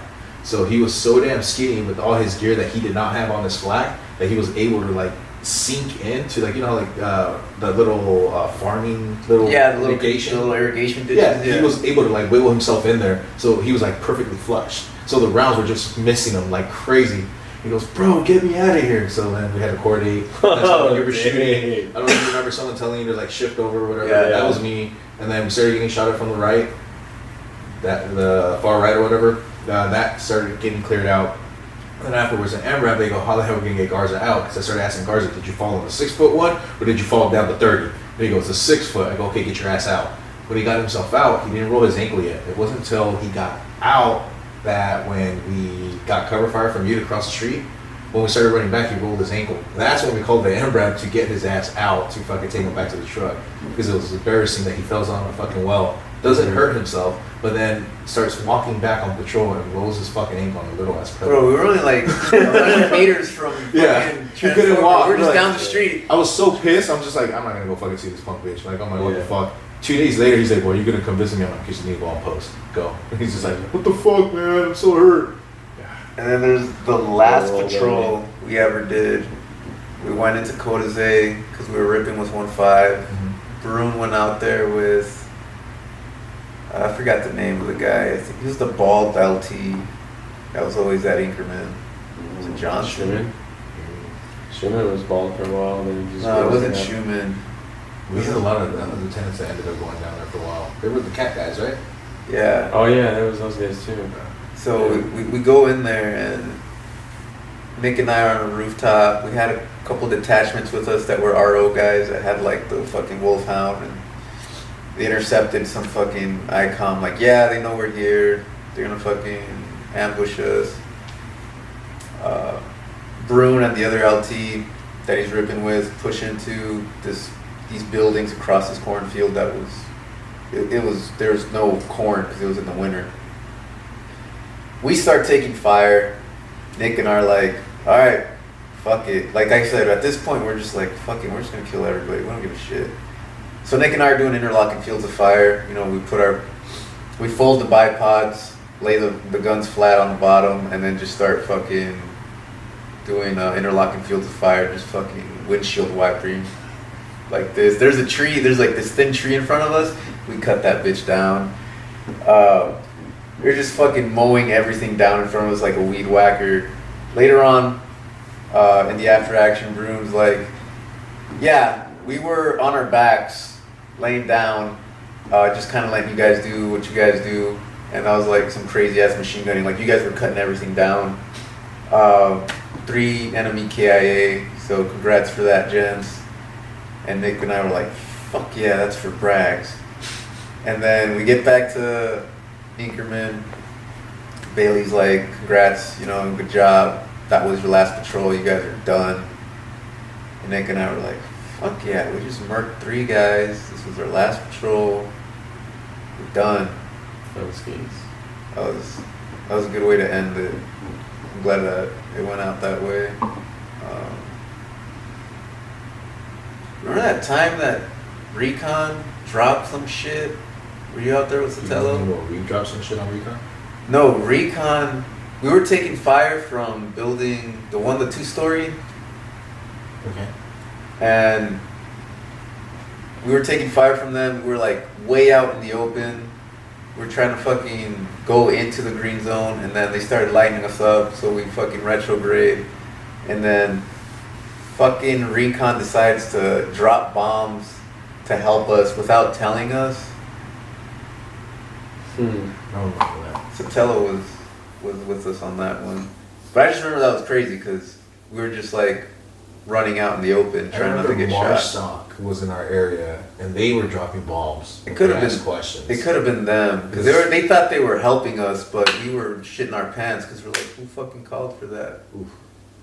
But I thought that was cool because it was just like out of nowhere. Yeah. It's not cool. No.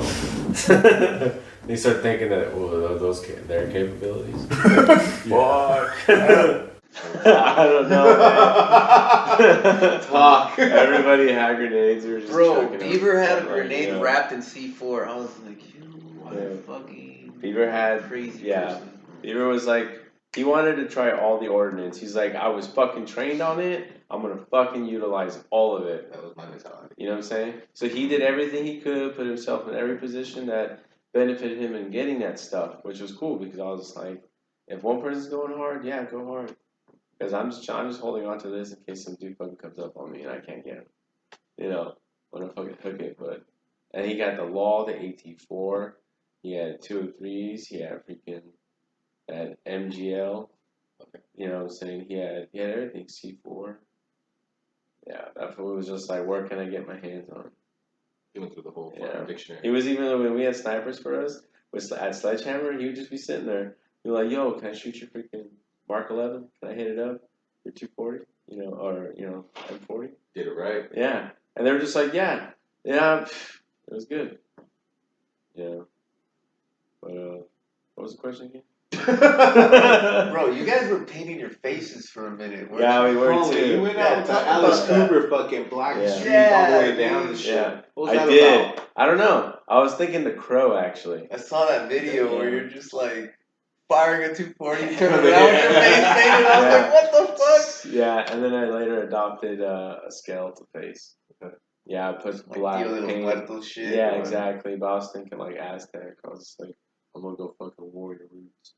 It's like I don't know exactly where I fucking come from. I know I got Mexican, and that's somewhere. One of the idiots. Yeah, and I was just go out there and just be like with my 240. Yeah, that was definitely after a fucking couple kills. So, yeah. It's just like I am dead. Didn't you guys go out with masks once? I evolved into I used that. to, yeah. Yeah, Yeah, when I used to get really the fucking skeleton pissed off, ski mask. when I used to get really pissed off, really, really mad, just throw on the skull mask and be like, locals hated it, bro. Mhm. As soon as they saw it, that's the day Dude, that that's Pino like, got oh, hit. these guys are Yeah. coming to execute someone. Yeah, type the of day that shit. Pino got hit, they're like, Broom. It's like, hey, bro, I need you to go out, check the wire. Got it. Mask on, went outside. Everyone hid, and that's when the sun guys. Busted a nut. That boy busted a nut. Yeah, man. It was a fun day. Nut.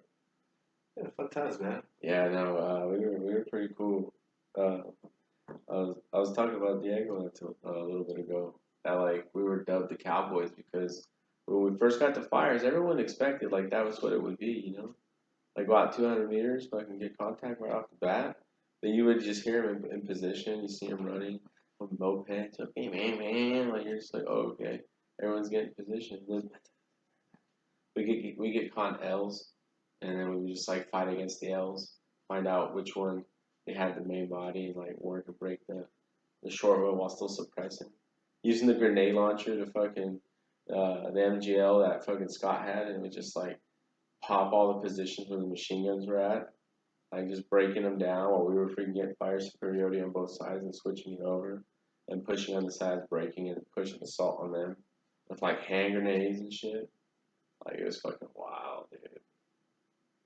Yeah, first platoon knew like how to be doctrinally like conventional and unconventional at the same time. Yeah, we're pretty fluid, And then like it all works up towards like that one fucking firefight in Wadi. It was nuts. Isfahani was out there early. Well, we were out there early, but we stepped off hella late, and like the sun was coming up by the time we were in position, and Taliban were like radio in.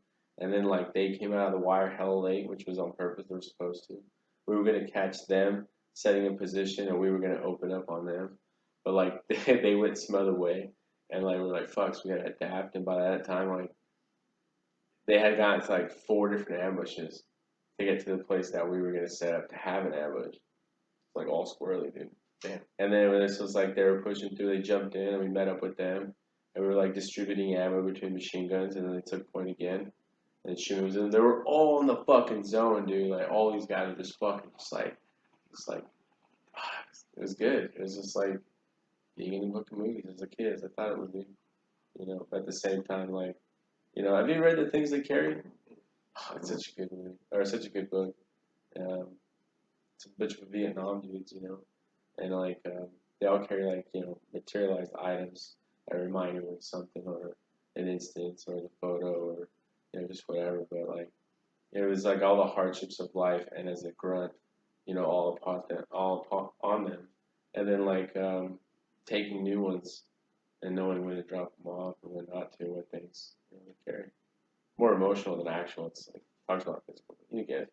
And so like they're all just sitting there, and we're moving up, and we're going through the wadi, and it was my turn to jump in, everybody else's turn, and we can like see like this little spot where we saw baby blue freaking robes, like gentlemen, military age males, and we're like those guys are the squad leaders, because we've been briefed. We're gonna go into area where they think they're safe, and so that's what the whole game was. And so we crossed into their area after we've been pushing them back, and we caught them all off guard. They didn't know we were fucking there. But see, the thing was, it's like there were Taliban fighters, and there was also like the kids in the villagers there too. So you can't just fuck. We were like 203, but like, well, how many casualties is that? So we didn't want to deal with that. So we put ourselves in a position to be ambushed, so that all the fucking civilians, everybody can go away. Everybody who was considered hostile was shooting at us. And so, like, we needed both squads for that. So that's like kind of where it evolved to. And, damn, what a fucking firefight, dude. What a fucking fire. That's when Gashi got shot in the ass or in the hip. Yeah. And, because he was crossing and bounding over, like, it was just fucking, he was just kicking. They were like, maybe like 75 would be the most, but like, the range behind them was like 200-300 flat ground rice. At that time we hadn't explored it, but later on that's what it was. But they had this nice berm that they had us on fucking enfilade fire. One of their machine guns, they had 3 machine guns. One was enfilade, 2 were flanking, and like first squad was just getting fucking lit up, and so we were moving on. Or no, that was third, and then so us, we were first, we were Decker, and we jump in, and like they're like guns up, and I was like, oh shit. And so like when that happens, some dude in a baby blue drab comes up with his AK, he's just like just fucking spraying. I go into water, I just like, this is it. I was like 240. I grabbed, I was like, this is it. I was like, if fucking body armor 240 don't protect me, whatever, I'm still coming up. And I come up and fucking, as I do that, fucking Michaels tosses a grenade. The dude gets down. Long is laughing at me. Doc Long just laughing at me. Beaver's laughing at me, suppressing the dude. And then he ducks down and just boom, right on his position. The grenade blows up. I was like, oh shit. And they're all just laughing at me. Damn, bro, you ducked hella quick. I was like, yeah. Dude's a fucking arm distance away from me. Like, what the fuck, man? And so I get up to call guns up, and I was like, oh shit. Michael's like, I got this. I'll lead the way. And so we go, and I'm just fucking trucking through there, and it's just like fucking everything's kicking up. I can see third squad up there, just fucking just gun. It was gunfight, dude. It was gunfight, fucking round skipping, hissing, whipping, popping, like everything, ricochets, all that good shit.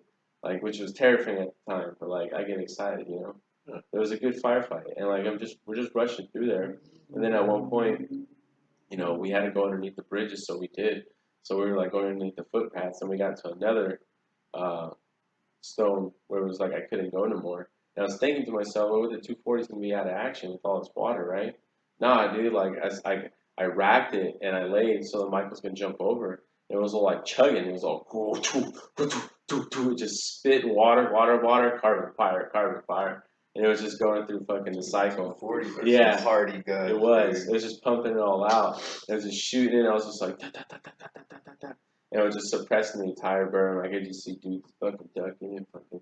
It was just like the level of it, like in height, like your brain processes shit, And it's just pushing him down, and Michaels goes tossing, and I fucking give him the 240, and I get up and I fucking jump back down as I came in and grabbed it, and there we were, and everyone, I sit next to Evans, I was like, how you doing? He's like, they're fucking everyone, dude, right there. He's just fucking just holding it in, just fucking hitting it. And I see a camera on his fucking Kevlar. I was like, you recording everything? He's just like, yeah, I do. I was like, we gotta check this shit out afterwards. The only fucking firefight that got corrupted. Yeah, there's most of it, but the part where the mortars came in afterwards. Launder has that one on the rooftop. Oh, Man, we got Thanksgiving. Gashki. You don't have it? I have it. Okay. The one before Thanksgiving. Yeah, I got that one. Yeah, I got that. The only shitty part is the one video that filmed a firefight. I don't know if you were on that one. It filmed the Taliban moving up on us. We were on the opposite side, so it was literally trench on trench, and they got to capture a Taliban dude shooting an RPG that he kept popping around the corner, and finally when he got a good position to shoot it, it blows up on him. Yeah. Cool Were you on shit. that I one? didn't see that one. Okay, so No. we had that footage, and when they did the swipe, they swiped everything. Oh, Yeah. So they man. had the gun run, they had the body parts flying, they had the dude Fuck. throwing an RPG. Yeah, the only one I have is the As soon as we rooftop got back, guy. the guy that was on the camera goes, "Bro, we need to see this fucking footage." I'm like, "Well, why?" He goes, "We got the whole thing on camera. You guys moving, them moving, everything." Yeah. Like, sounds good. That's sick. It disappeared. So there's nothing That's to get solid. excited about. Yeah. So, like, one thing I did want to talk about was like what it was like to be a 31 attachment to a rifle platoon. Oh yeah, for sure. Because like For sure. That was interesting. for me, it was You guys different. split. You guys do your build Yeah. up, like the whole Yeah. We did the workup together. Because Yeah. as weapons platoon, we're a family, and then Yeah. as 31s, we're like A even really closer close family. brotherhood, yeah. And then we get split up into these platoons, and all the time I'm out there, I'm thinking, I hope SB's all right. I Yeah. hope Dunbar's all right. I hope Ish's all right. I hope Hickle's all right. Yeah. Roof is all my Fraley, brothers. I'm like, everybody, bro. Yep. and with you guys were together beginning to end. You know, like it's a rifle platoon. Yeah. And so we're like stepchildren, you know. You get sent out, you get attached to these platoons, and I remember like it was cool being attached because like You didn't bear your responsibilities. Yeah. We bared our own. Yeah, like we're on our own, you know. Like okay, so you're attached to second platoon, and for us, we didn't have a complete squad. You know, it was just Sergeant Bailey, myself, Yeah, we were under Nick, too. and Fraley in the beginning, and then Miller came along. So after a while, Bailey would stay back and man the Mark 19 and do IDF. He's a fucking genius with machine guns. He'd like set it up so where he had this fucking table and he could do IDF with the Mark 19. He was an instructor, so. So he would send me and Nick out and be like, fucking you guys got this, or me and Fraley or Miller and us out. And for the most part, we had some autonomy. Like, hey, we're gonna set our guns here, and you know, the 11th squad leader would be like, cool, you know, we trust your judgment. And as a fucking boot, to have that kind of autonomy, I thought was unique. Like, you know, you don't get that as an 11. It's like you have your team leader and your squad leader. Yeah. And for us, it was like, figure get the fuck out. Yeah, having that was really and also as being a stepchild, it's like a like level of growing I up. remember Bailey would be like, "Hey man, if you guys need shit, steal it." Yeah. So me and Nick acquired. in the middle of the night would come out like some fucking rats from our hole and like go to the back where all the chow and shit was and just rat fuck shit like, oh, we want this, we want this, and then like go back to our hole and stash it, and then we'd hear you guys in the morning, who took the fucking rippets? Who the fuck took the root beer? And we'd just be hiding that shit. We'd go to fucking. They're gonna punish each other. We'd go to Inkerman and like yeah. do some fucking black ops shit. Go into the fucking chow hall. Like no shit. Go into the chow hall proper. Go into the back and take like just trays. Take shit of just mashed like, potatoes and leftovers. Fuck them. We're taking this. Yeah. Take it back to fucking Transformer. Show like Bailey our fucking booty. Like we got this. He'd take his cut. Like a fucking mafia boss. And then we go into our hole like little rats and like. Fucking come with offerings. Yeah. What have you brought Dude, to me? he tasked us out once with stealing the microwave, one of the microwaves from fucking Inkerman. And someone kind of caught on and they made it clear, like, hey, if you take one of these microwaves, we're gonna fucking kill you. And we're like, alright, we can't cross that line. They'll beat our asses. They'll know it was us. So we can't take a fucking microwave and magically appears at Transformer as one disappears from Inkerman.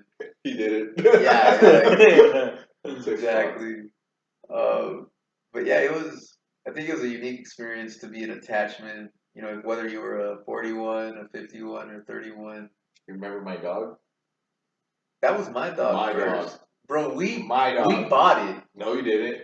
The reason why the owner gave it to us was because I helped him put up that fucking tarp. Because you guys kept looking into his backyard and staring at his daughters. We gave him a fucking we gave him a box. What's up, girl? We gave him a box of fucking candy. We're like, yo, we'll give you all this candy.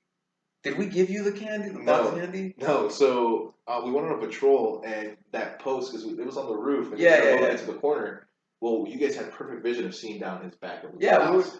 So, bless you. So the guy was putting up a tarp and he had some like janky little strings. And I asked, I forgot who it was. I had some zip ties on my back. Pineapples. For the sneezing? Yeah, hell. pineapples. Okay. All right, sure. Spray. I was like, I think they have some in the fridge. Yeah, so I took out some zip ties and I'm like, hey, come here. And I popped some holes in his little thing, did it. And then I was like, hey, post, make sure you cover it because they were saying that there was Taliban watching. But because we were with the local, they didn't shoot. And we're pretty sure that guy was Taliban too.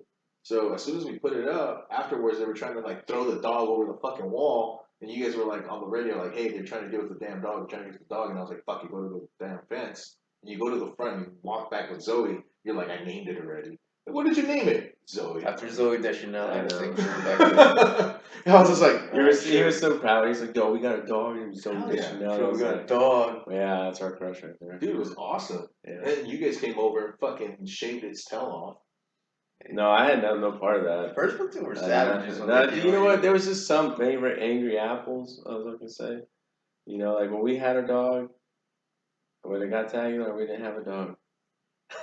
You know what I'm saying? Like, Dude, yeah, we had a dog for for a couple weeks, and then Aguilar started cuddling it. We never had a dog afterwards.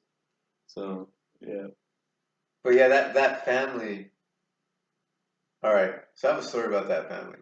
So that family, I would like try to talk to them because for me it was a distraction from like the mayhem of war. I was like, okay, there's like it was like The Sims, you know, like oh, this is a cool little family. I get to observe them from out here. You know? Now that I look back on it, it's creepy as fuck, dude. It's weird. Shit got weird, you know. It'd be like watching their routine, their daily life. At this time, you know, they go and have breakfast. At this time, the dad goes to the fields. The kids go out and play, and like I'd be up there, and you know, they'd wave to me, and I started to learn a little bit of Pashto to like talk to them, you know, like say shit to them. And like after a while, I was like, I wonder what we look like to them, especially the kids. I wonder what we look like to the kids, and like we're probably kind of scary, and intimidating because you know, we got the helmets, the fucking glasses, carrying around guns, pointing guns and everything. So like I wanted to like humanize us a bit more. And I used to get the water beverage bags. I put some candy in there. You guys got pissed off at me because I would steal the fucking Reese's Pieces and fucking. I was the one taking the Reese's Pieces from the fucking rations that we had, and I would put them in there and throw it to them so it would get past the sea wire with a rock inside. Nice. And they would like pick that shit up and fucking be all happy. So one day I put a little picture of me and my family in the fucking packet and like chucked it into their compound so that it'd be like, all right, these people are like humans, like they have families, they're just like us, they're just, you know, out here doing this thing. Because I was thinking like, yo, these kids are gonna grow up and remember us as, you know, these guys that were just fucking shit up. Like I want them to remember us like, you know, they're human. You know, they're gonna grow up to be Taliban if they grow up with hatred in their hearts for us, they're gonna grow up to be Taliban. Yeah. So like, and I look back on that to this day, and I'm like, fuck, I just threw them a picture of me and my family, which is kind of weird. Yeah. But kind of cool at the same time, because like. You're trying to draw bridges, man. Yeah, I was, even though I was like in the shit. Yeah. And yeah, they were my distraction from the shit, cause dude, it got weird though. Like I remember this one time, I threw candy over. And this teenager, I don't know if you ever saw him, but he would always be combing his hair forward, the mirror. Yes. Yeah, that fucking dick. So that motherfucker snatches the candy from the little girl's hands, and I lost my fucking mind. I pulled my M16 on him and said, "Give that shit back to her." And he was like, "Oh fuck!" And he like, yeah, he gave her the candy back. I was like, "Yeah, that's right, motherfucker." Give her. And Sergeant Bailey was like, "Did you just pull a gun on a fucking kid?" I was like, "Oh fuck, yeah, dude, I think I did." He's like, "Dude, are you okay?" I was like, "I don't know, man. Fucking shit's getting weird. Getting you to sleep. Lines are getting blurred, you know?" Like, yeah, it was getting weird, man.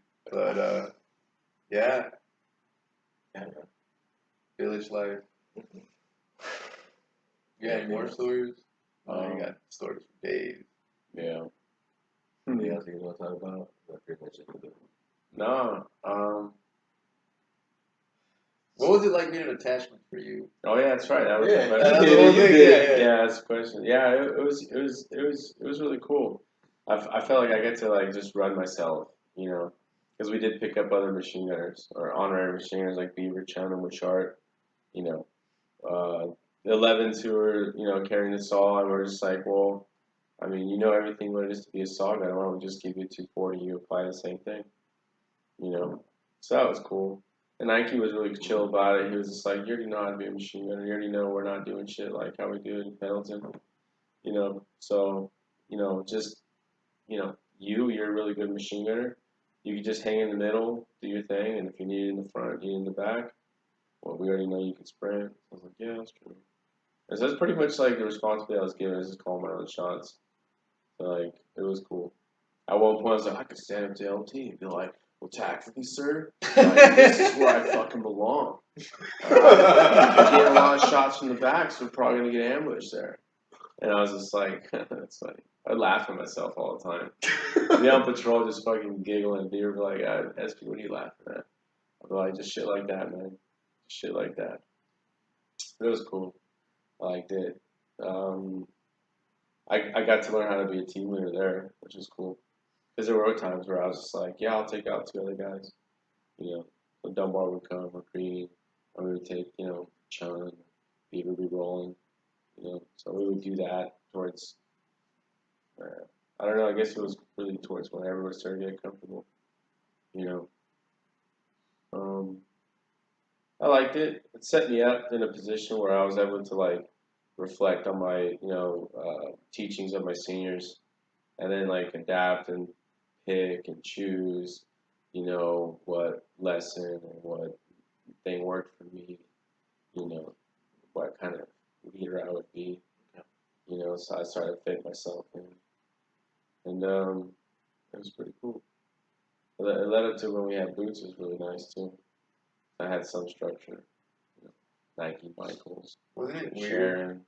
picking up an M16 and firing it in a firefight after being machine gunner?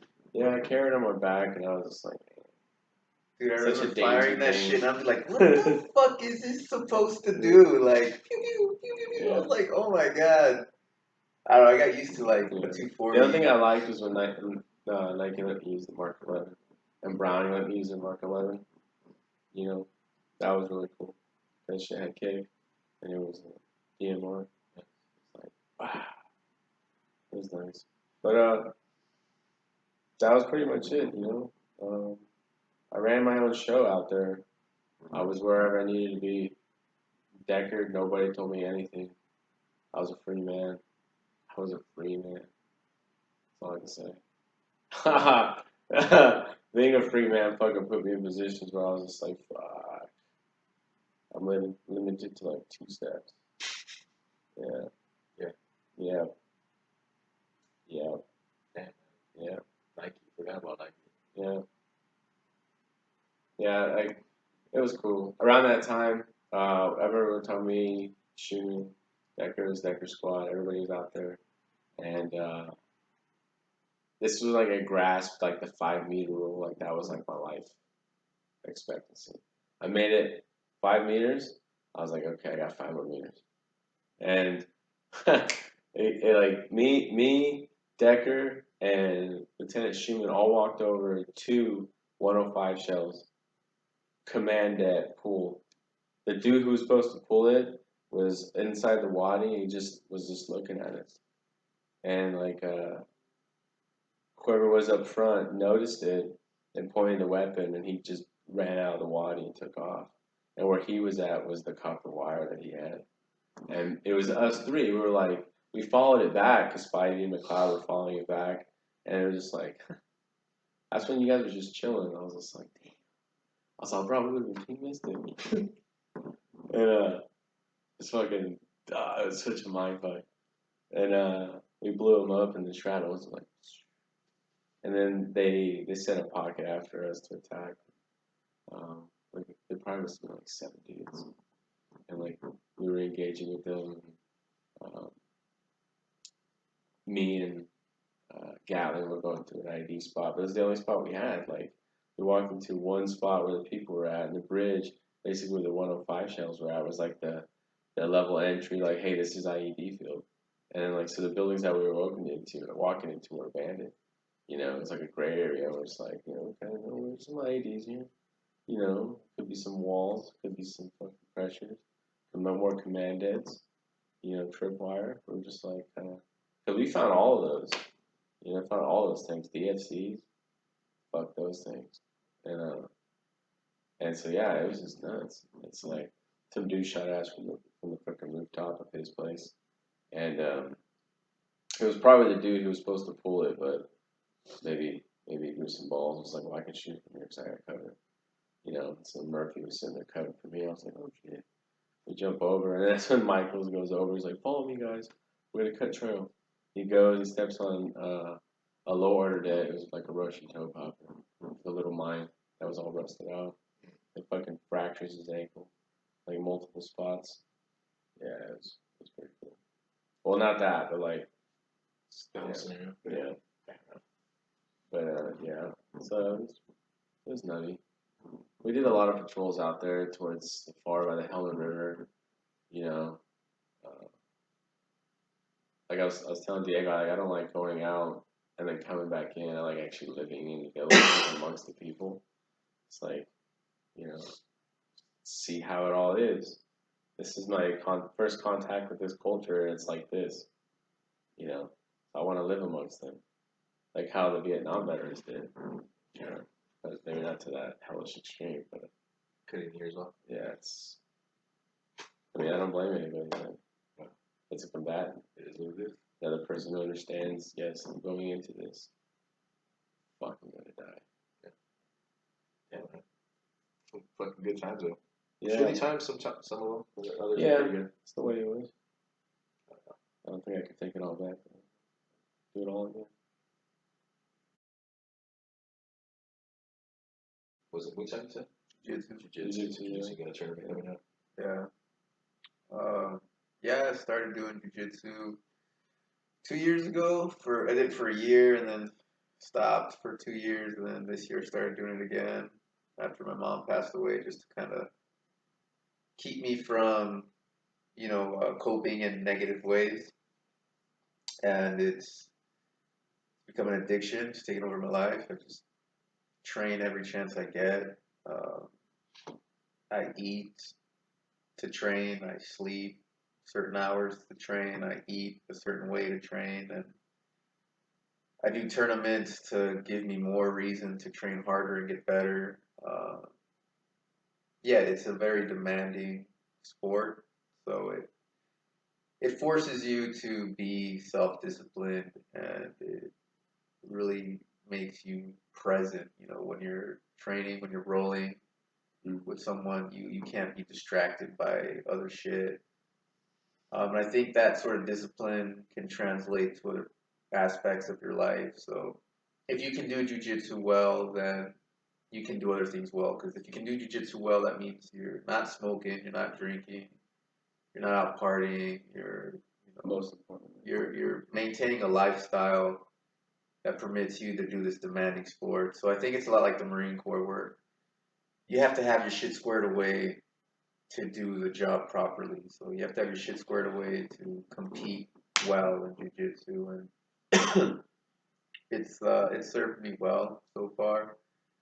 So yeah, I've just been doing jiu-jitsu and going to work at the Boys and Girls Club to just fucking keep a clean slate so that I can join law enforcement later on. SB came down for a few weeks to man. to train. Hang out and train. Honestly, like, jiu-jitsu really is really everything you said. It's fun. But, I had been trying to get him on it for a minute, too. For a minute, yeah. For a Yeah. couple of years, I was like, dude, Yeah. he'd call me when he wasn't doing well or text me, and I'd be like, bro, get into a contact sport, get into a combat sport. It'll it's not the answer, but it'll help you find the answer. It'll square you away enough to where you can see clearly, to where you know where you want to go. Because it's so demanding. And finally, like 3 months ago, he's like, bro, I'm going to jiu-jitsu.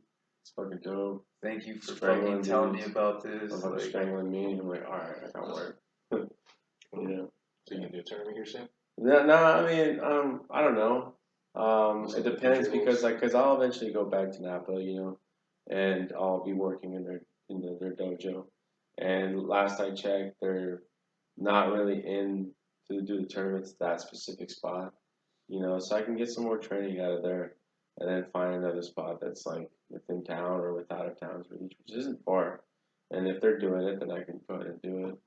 But definitely, like coming in and finding out that he's got a sport coming up, and like it's cool. Like I get to see, like, okay, this is what it, building up for a tournament it looks like, you know, and well, as well as if I were to do it, like how I'm treating it too. Like, ooh, first week we're just fucking bashing it in. And my body, like second week was just like, you need to take a little break. First week we did like 3-a-days. Yeah, and they're twice a day every day. Yeah, but putting out, going for 3-mile runs. Yeah, exactly. Straight grinding, and that was a lot of fun. That was a lot of fun. I made big goals there, and then so like, this week we're just chilling. But like when I go back, it's gonna be back to the kitchen, back to my daughter, back, which I miss very much, and just back to life there, and just continue. And checking in with my dad because that boy, he's worked all his hard life, and now at this part of time in our lives, we're actually able to make bridges, which is really cool.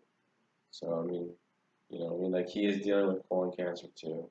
That's something that because he went through the passing, I just kind of think like that's something I'm gonna eventually confront, and so that's why like I'm just doing stuff like this that would really help, kind of put me in the present, the mindset, like. I do have control of things, and jiu-jitsu helps with the discipline, and as well as that you get to see it, so it's a long-term,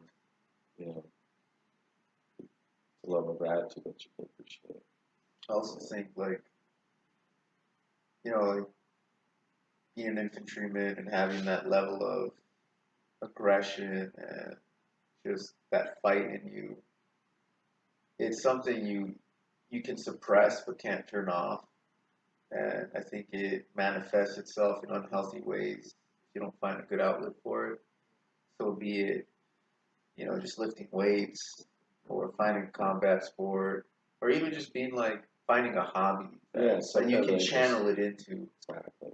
But I find that combat sports gets you in that frame of mind of combat where you're like, Certainly for being in combat. Yeah, like I gotta be. That's a sensation unique. I gotta be physically and mentally on top, like squared away and at my peak to do well because the stakes are high.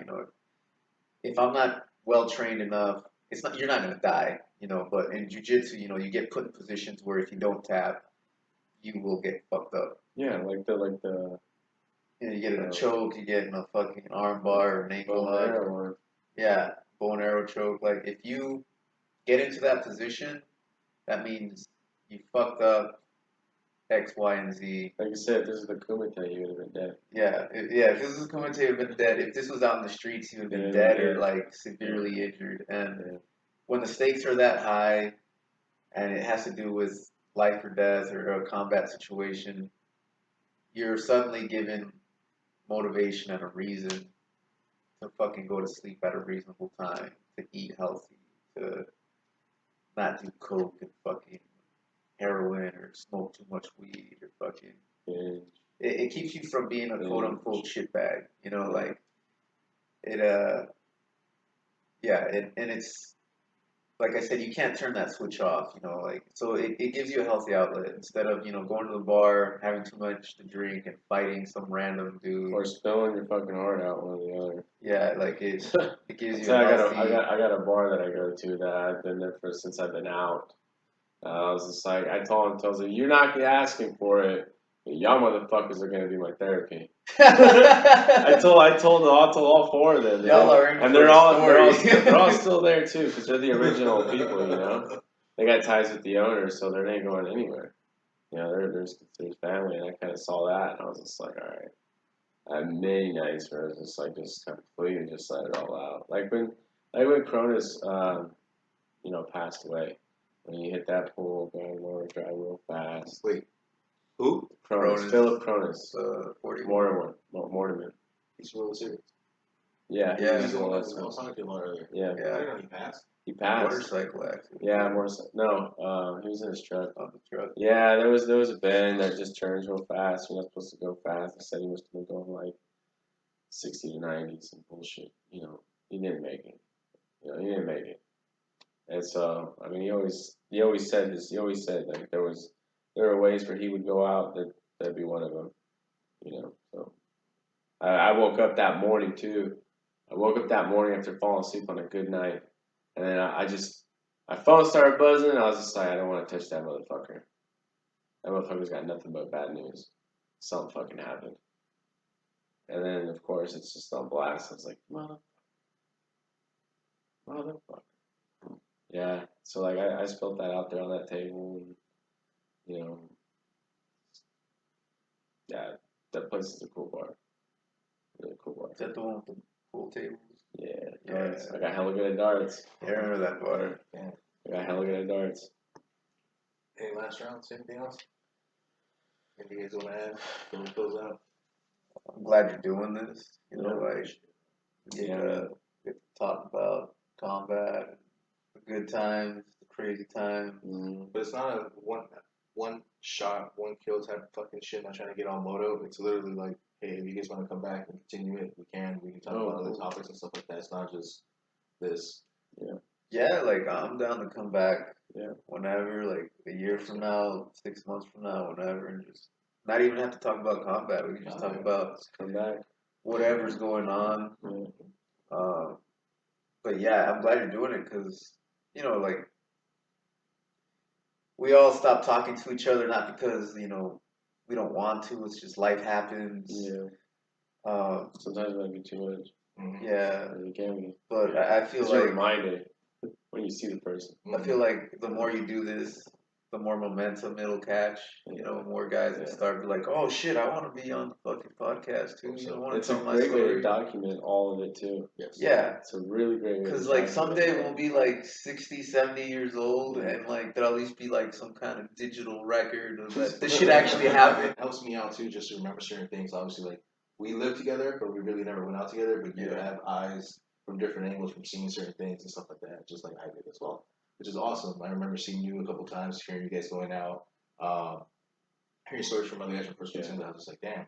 So just putting perspective, like when you were talking about the whole like L shape, how you guys would come up. I remember Decker telling me, just seeing how he said, I don't want to talk about it. Yeah, I don't want to talk about it. So hearing it from somebody that was there, it's just like, oh shit, so that's what you guys are doing. That's why you don't want to talk about it. Got it. It's like, cool.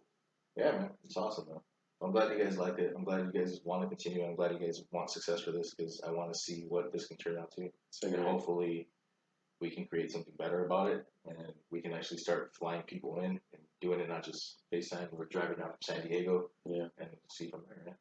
I hope this turns into something better. But thank you guys for giving your time. Thank you guys for everything else. Yeah, thank you for doing it. Appreciate it, man. But if you guys got nothing else, man, that's it. Thank you guys for stopping by. Thank you guys for fucking sharing your stories.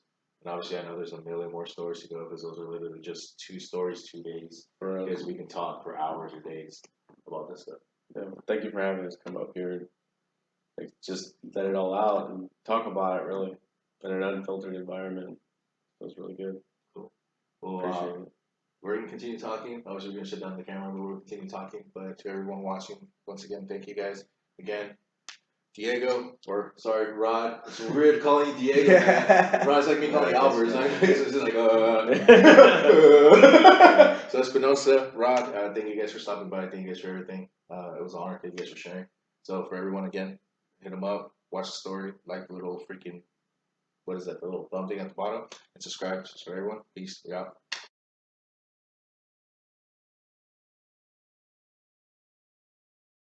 Scared of y'all. I was the only cool one. You guys wouldn't talk to me. He would. Yeah.